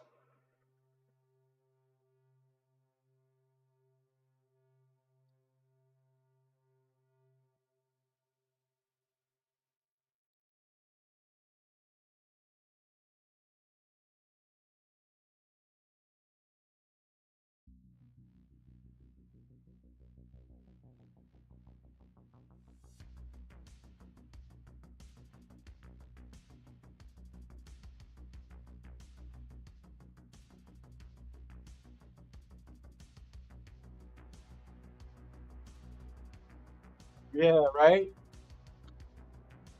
Especially because of the dramatic nature of the film. It doesn't have to be overly. I think it's perfectly possible too to do like. Oh, I like that. It looks like he's whispering into her ear. I think one of the things that people don't realize is that with the camera settings, just like you can do extreme movements and you can draw characters in extreme ways, make them cartoony. You can animate things in extreme ways and make those cartoony.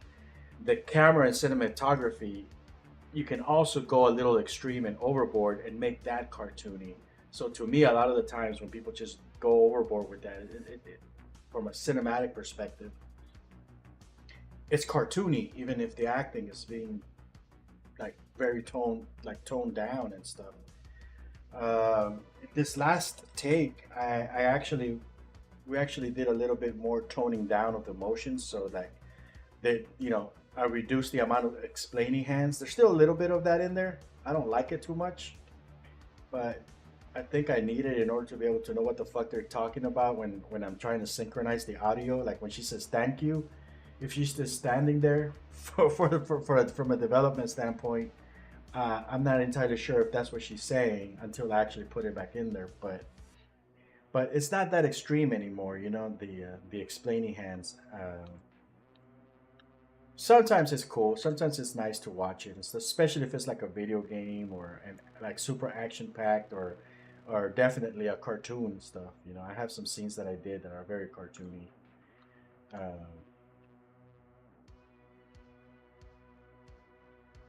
Let me see if I can make my camera default to those settings. I think yeah, the aperture. I should already. I should just have it start like at 6 or at 8. So that's gonna be my default, I think, for everything. Yeah, maybe 8.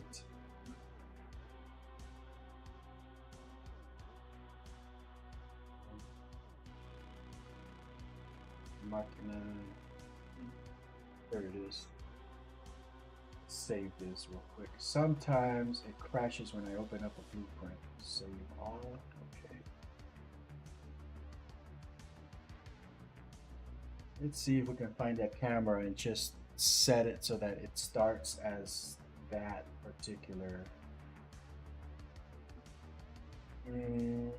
See, I already have it at 6.0. Let's put it on 8. Oh, wait. Oh, that is aperture. What the fuck? Hang on. So aperture, I have it at 8. And for some reason it reverts down to 2.8. Why is that? Is it because my is it my user interface?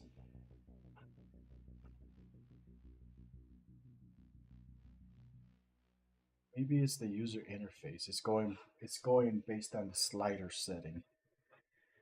All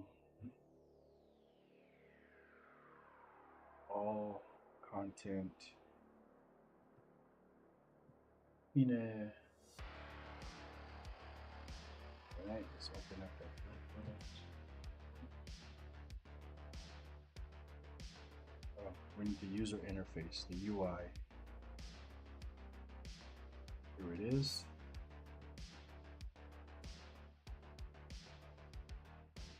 Oh. Okay, so I'm starting it with that. Okay.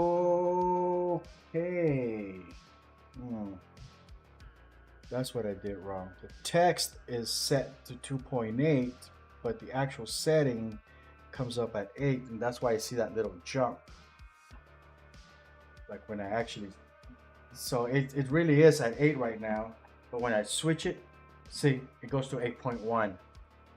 Okay, that makes me feel better. That's just me fucking up on this. Okay, so aperture, I'm just gonna flat out say 8. For the slider, I'm starting my focal length at 28. So I'm just gonna have it read that.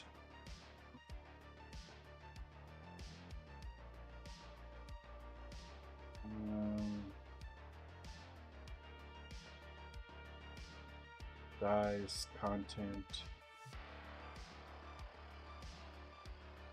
I'm gonna have it just say 28 from the start. Focus distance, I don't know what I'm starting with. It says 545 here, but I don't think I have that set up as a setting in my actual blueprint.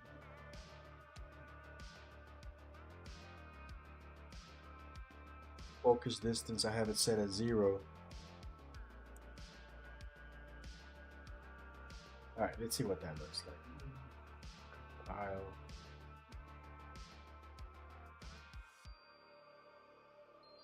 Play. That makes me feel better. I see the 28. I'm able to zoom in and out. It starts there. Aperture should go to 8.1 and go down. Perfect. So aperture of 6 looks like, I can't make up my mind. I mean, a 6 looks really fucking good too.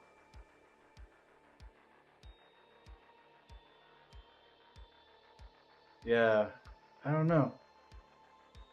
Let's look at 8. Yeah.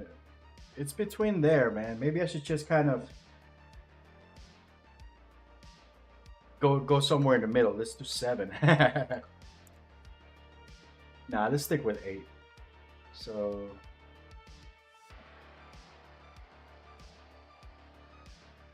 that's something that doesn't really need to move. Now let's do focus distance. Let me see if the focus distance is doing a jumping thing.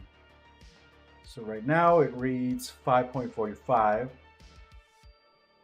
No, it's not jumping. So it's really starting from that point. Okay, I'm gonna leave that alone. Let's see if we can fuck around with the tracking.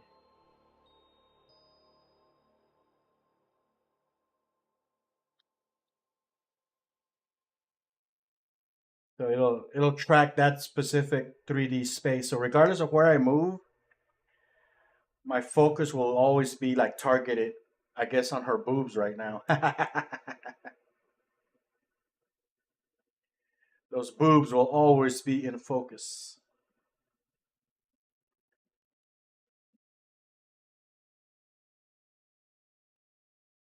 You just hide the interface and the focus stays in charge. Do I have, am I starting with fly mode enabled? That's the next thing. 'Cause I don't want to run into like desks and shit. Fly mode is disabled. So fly mode is basically instead of walking around like a character,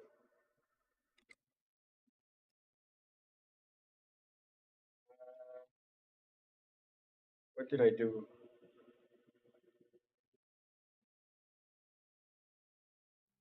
So it's disabled. Boy, I should start as free look.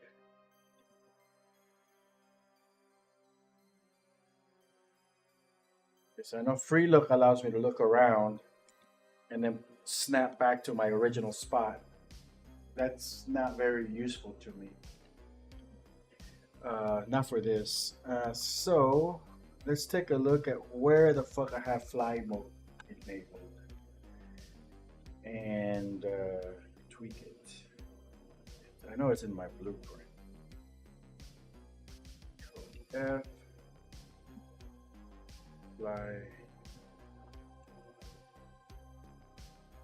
fly mode gamepad. Oh, left thumbstick. I attached it to that.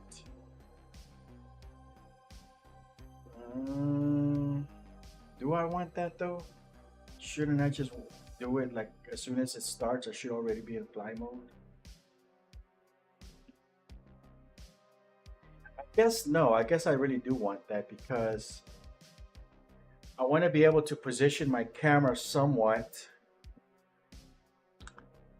All right, so now I'm in fly mode. So I'm able to fly around. But, ugh.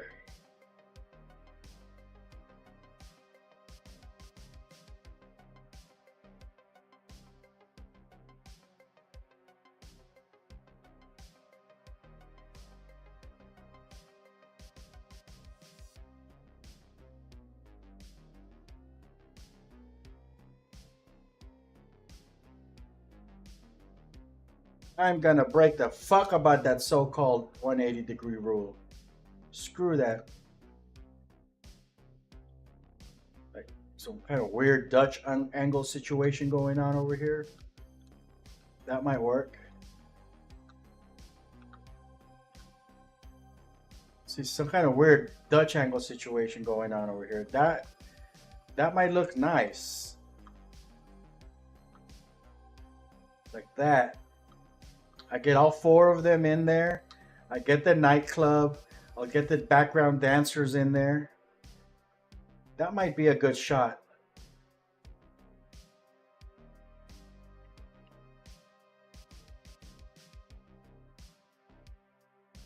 What the fuck happened to her arm? Alright, so. You know what? I'm going to leave fly mode alone. Yeah, I think I prefer to enable it at will. But I do need to add a function, like some kind of thrust thing to allow me to push the little drone higher, like make it go up and down like quickly. So let's see, focus distance, focus length, touch. I don't need those touch inputs. I'm not gonna be using that. I don't need these. I'll probably get rid of all of those. Mouse input, that would be my zoom in and out, and roll. Damn, I'm almost ready to start recording this shit. I need to be able to recreate what I did here with Re-Illusion and iclone, because it seems to me like it was very random. It always failed, but it finally worked. I left it running overnight, and when I woke up the next day, the animations and sequences were imported.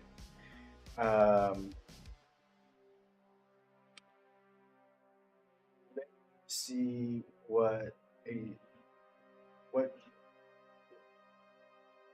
blueprint I would need to force the sequence to play.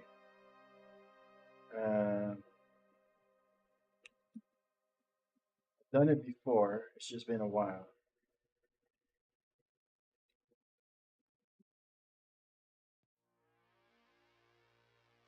Oh, you know what? See, this is the reason why I. Oh, there seems to be a video there. This is the reason why I record a lot of my stuff. I think I made a video of me doing this a while back.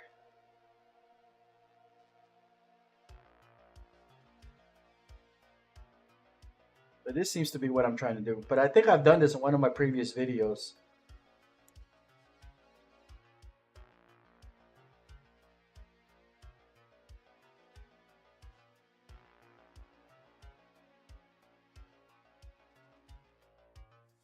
Yeah, I have a video that does this. It's just been so long.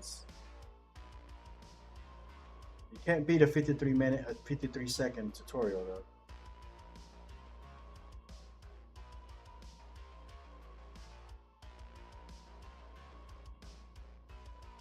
Let's see if this works. I'm gonna try it. So we'll go to level. You know what? This should be part of my kinemachina. It shouldn't be a level sequence. But let me do it as a level sequence for now. But it should be part of the camera. So because there's gonna be other, other scenes in other levels, and I don't want to have to keep doing this over and over. So there should be like a reusable function for me to just tell the main sequence to play.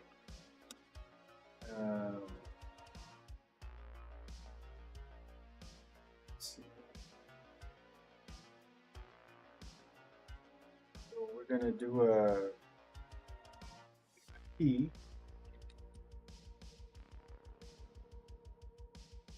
P0 maybe? Num0. When num0 is pressed, create level sequence player.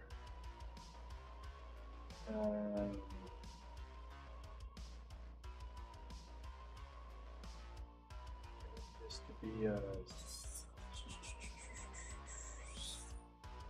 sequence player. Play 2.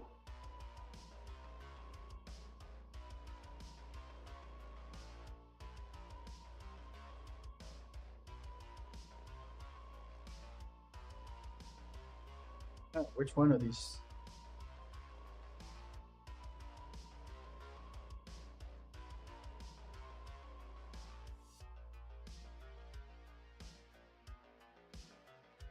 Let's see what the other one does.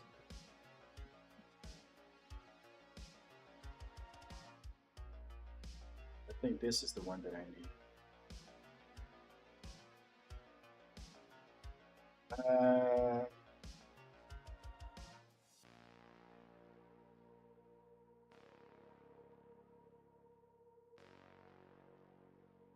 Itself? No, that doesn't make sense to me. Level sequence.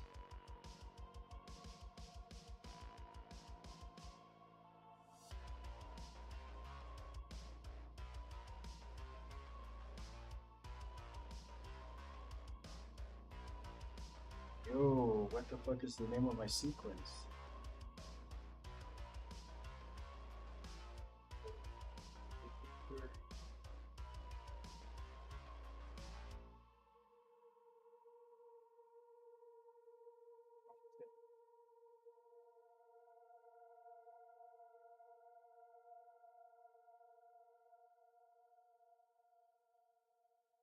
Sequences.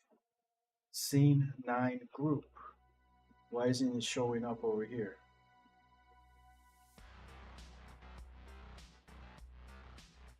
Oh, there it is. I'm just not seeing it. Okay. So whenever I hit the button, it should play that sequence that's already there on the stage. Which basically means I gives me time to set up my camera and then start recording and then tell them to start moving, doing their thing. What else? Something else.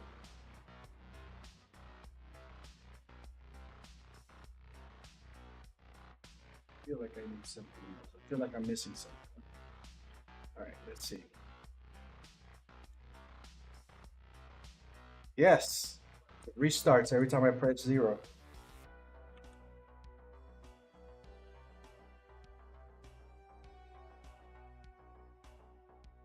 Weird, but it does something. So let's see.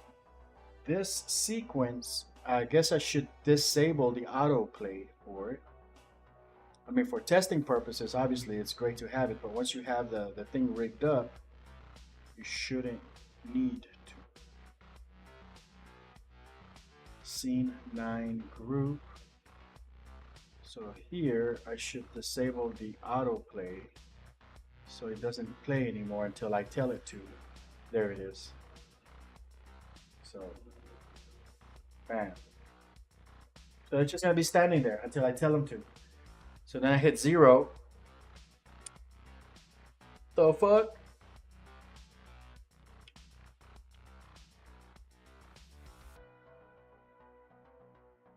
Let's play something completely different.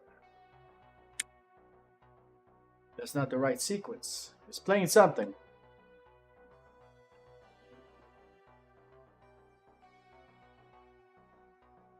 Sequencer, open level sequence.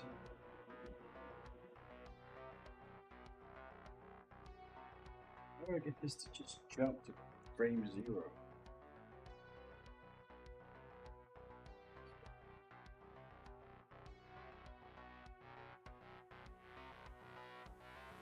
Boom, start playing like that.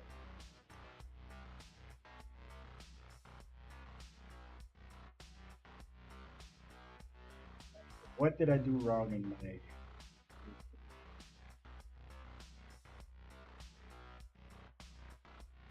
sequence player 9 group? Maybe I need to select it from here. Like this. Switch it like that. Okay, no, it did. Now this test sequence, that can go away. You don't need that.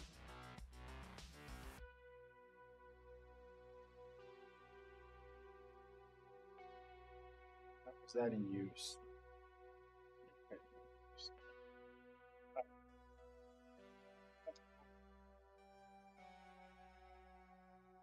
We are getting close. We're getting close.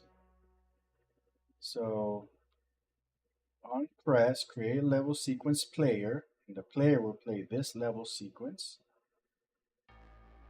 which is C9 group. Play to target sequence player, target actor.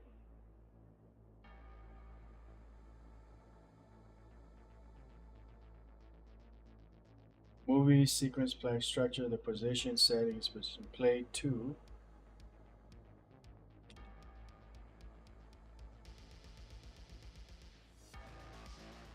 Do I even need that? That doesn't make sense. Break this thing. Let's see. I may not even need that.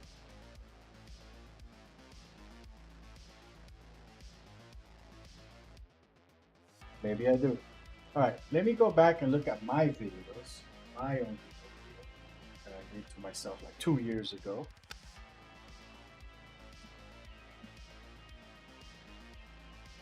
So I had already cracked this. I had already cracked the code.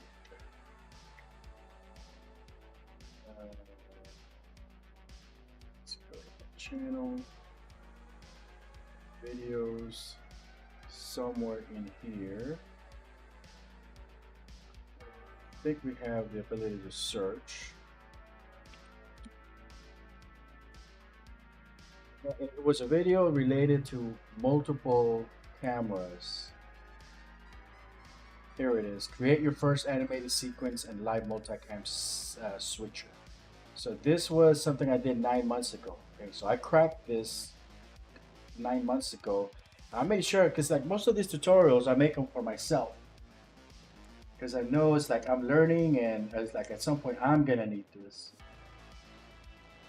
So there's a sequence that I made there.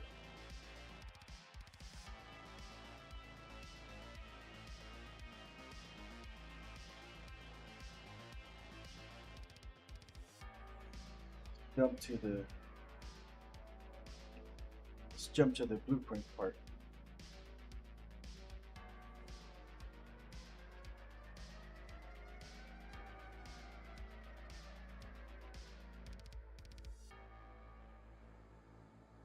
Play. So I see. Okay, so my method is different than this guy's tutorial. I guess I was just jumping into a play option. So let's see here.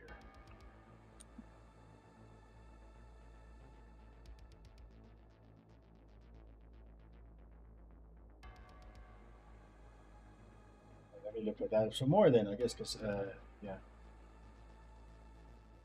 Play.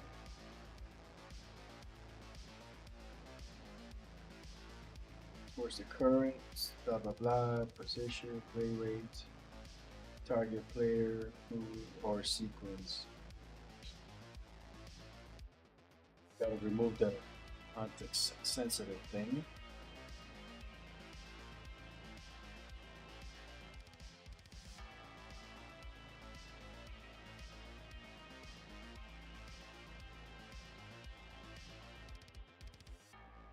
Is it? This may or may not be it, because they got some that are very similar.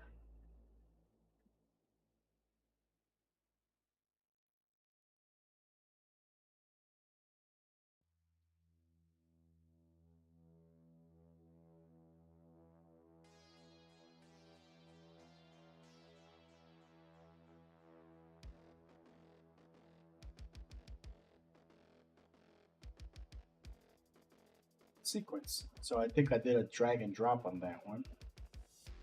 That should be fairly easy to find.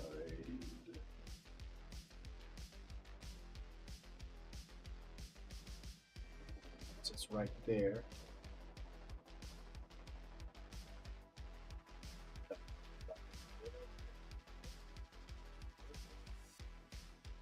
I think that's where I'm going with in this tutorial.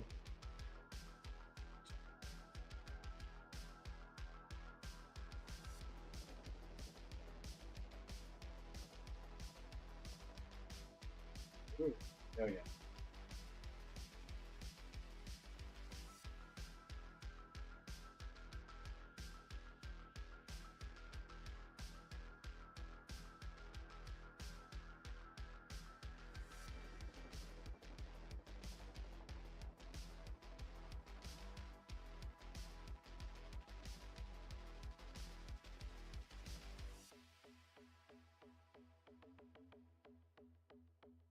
Yeah, that's pretty much it. I'm gonna do it not on event begin play, but on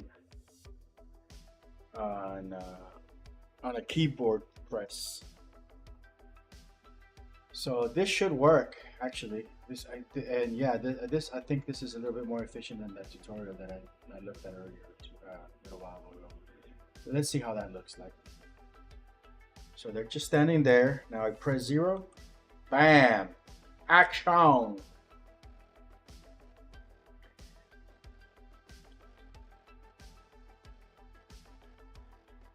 I should make like a general opposite one to stop playing or to unload.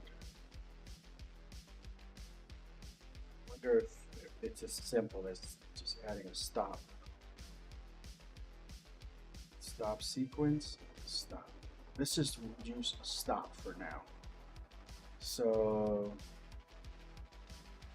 let's switch 0 to stop. And let's make 1 to go.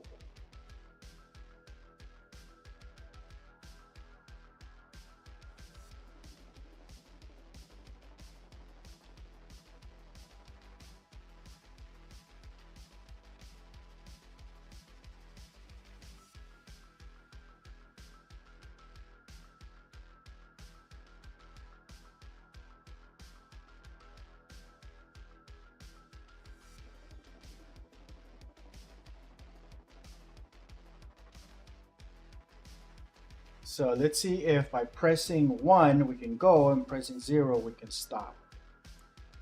But ideally I would want it to reset, not just to stop. 1 starts, 0 stops. Okay, that's good enough. Yeah, it kind of resets it. It places a complete stop to it. So in practice, what I would do is I would come in here, adjust my camera settings like you would in an actual film set.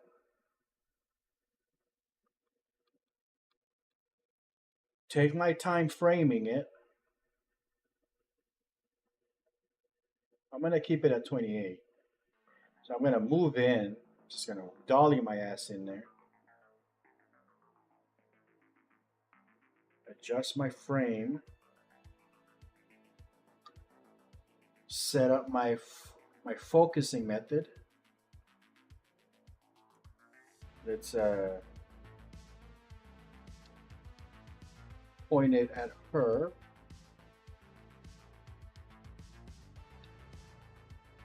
Okay. Just gonna focus it on her face. So now, let's say I have my framing properly set up. Now I'm ready for them to start acting, and go. Boom.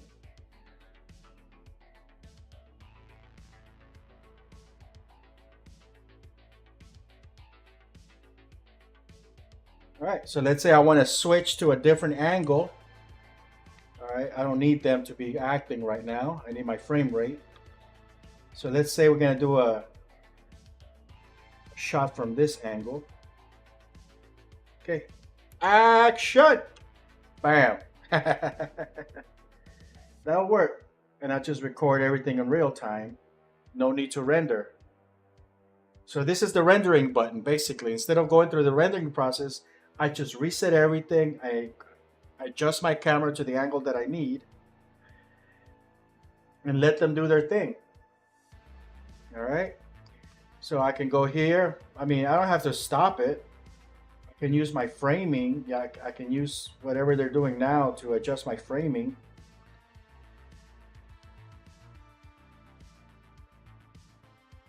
What I should do is have like an interactive rewind and fast forward option to help me maybe like frame certain parts of the sequence. All right, so I like that right there. Let me adjust the focus.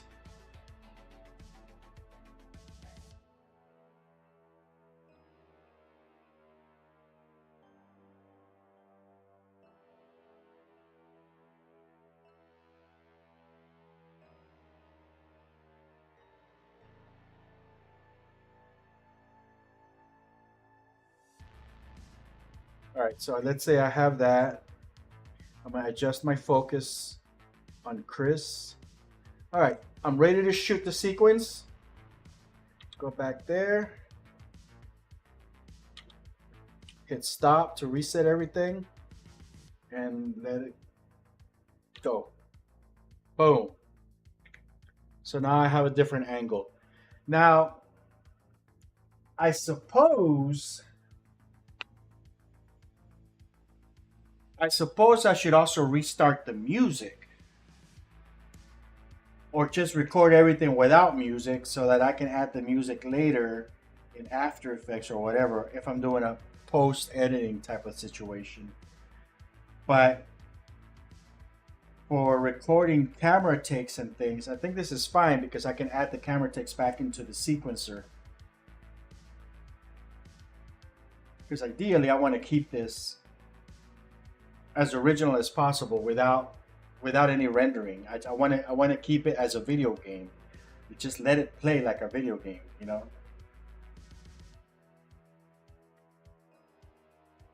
Yeah, this is going good. I need a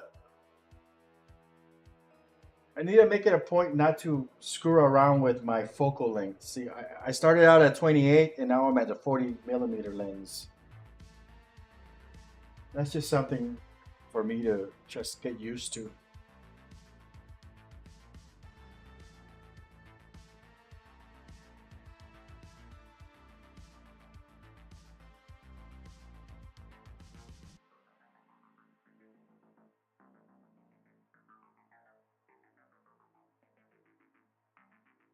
This is gonna be good. Assuming that I'm gonna be just recording and stuff like that, like a natural filmmaker. But because of the fact that I do want to keep everything intact uh,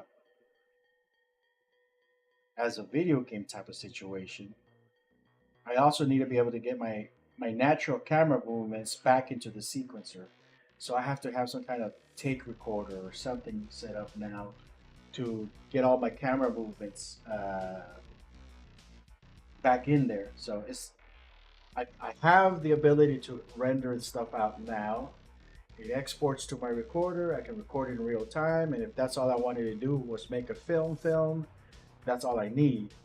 But yeah, like I said, you know, I need to be able to take the camera movements, put them in the sequencer, and if I want to publish this on Steam, for example, I can have the viewer just kind of sit there, give him a spectator seat, and he can look around and he can see everything in virtual reality. So watch the film in virtual reality. And for that, I do need to control the cameras of the video game itself. So, yeah, that's gonna be fun. That's fun. Yeah, it is fun. It's almost 3 hours into this. I'm gonna go ahead and call it quits for today. I think it's lunchtime. Yeah, good progress. I'm gonna see what else I can do offline as far as the facial movements and things like that. But I think, you know what? I think it's gonna start just kind of tumbling down like a snowball type of situation at this point.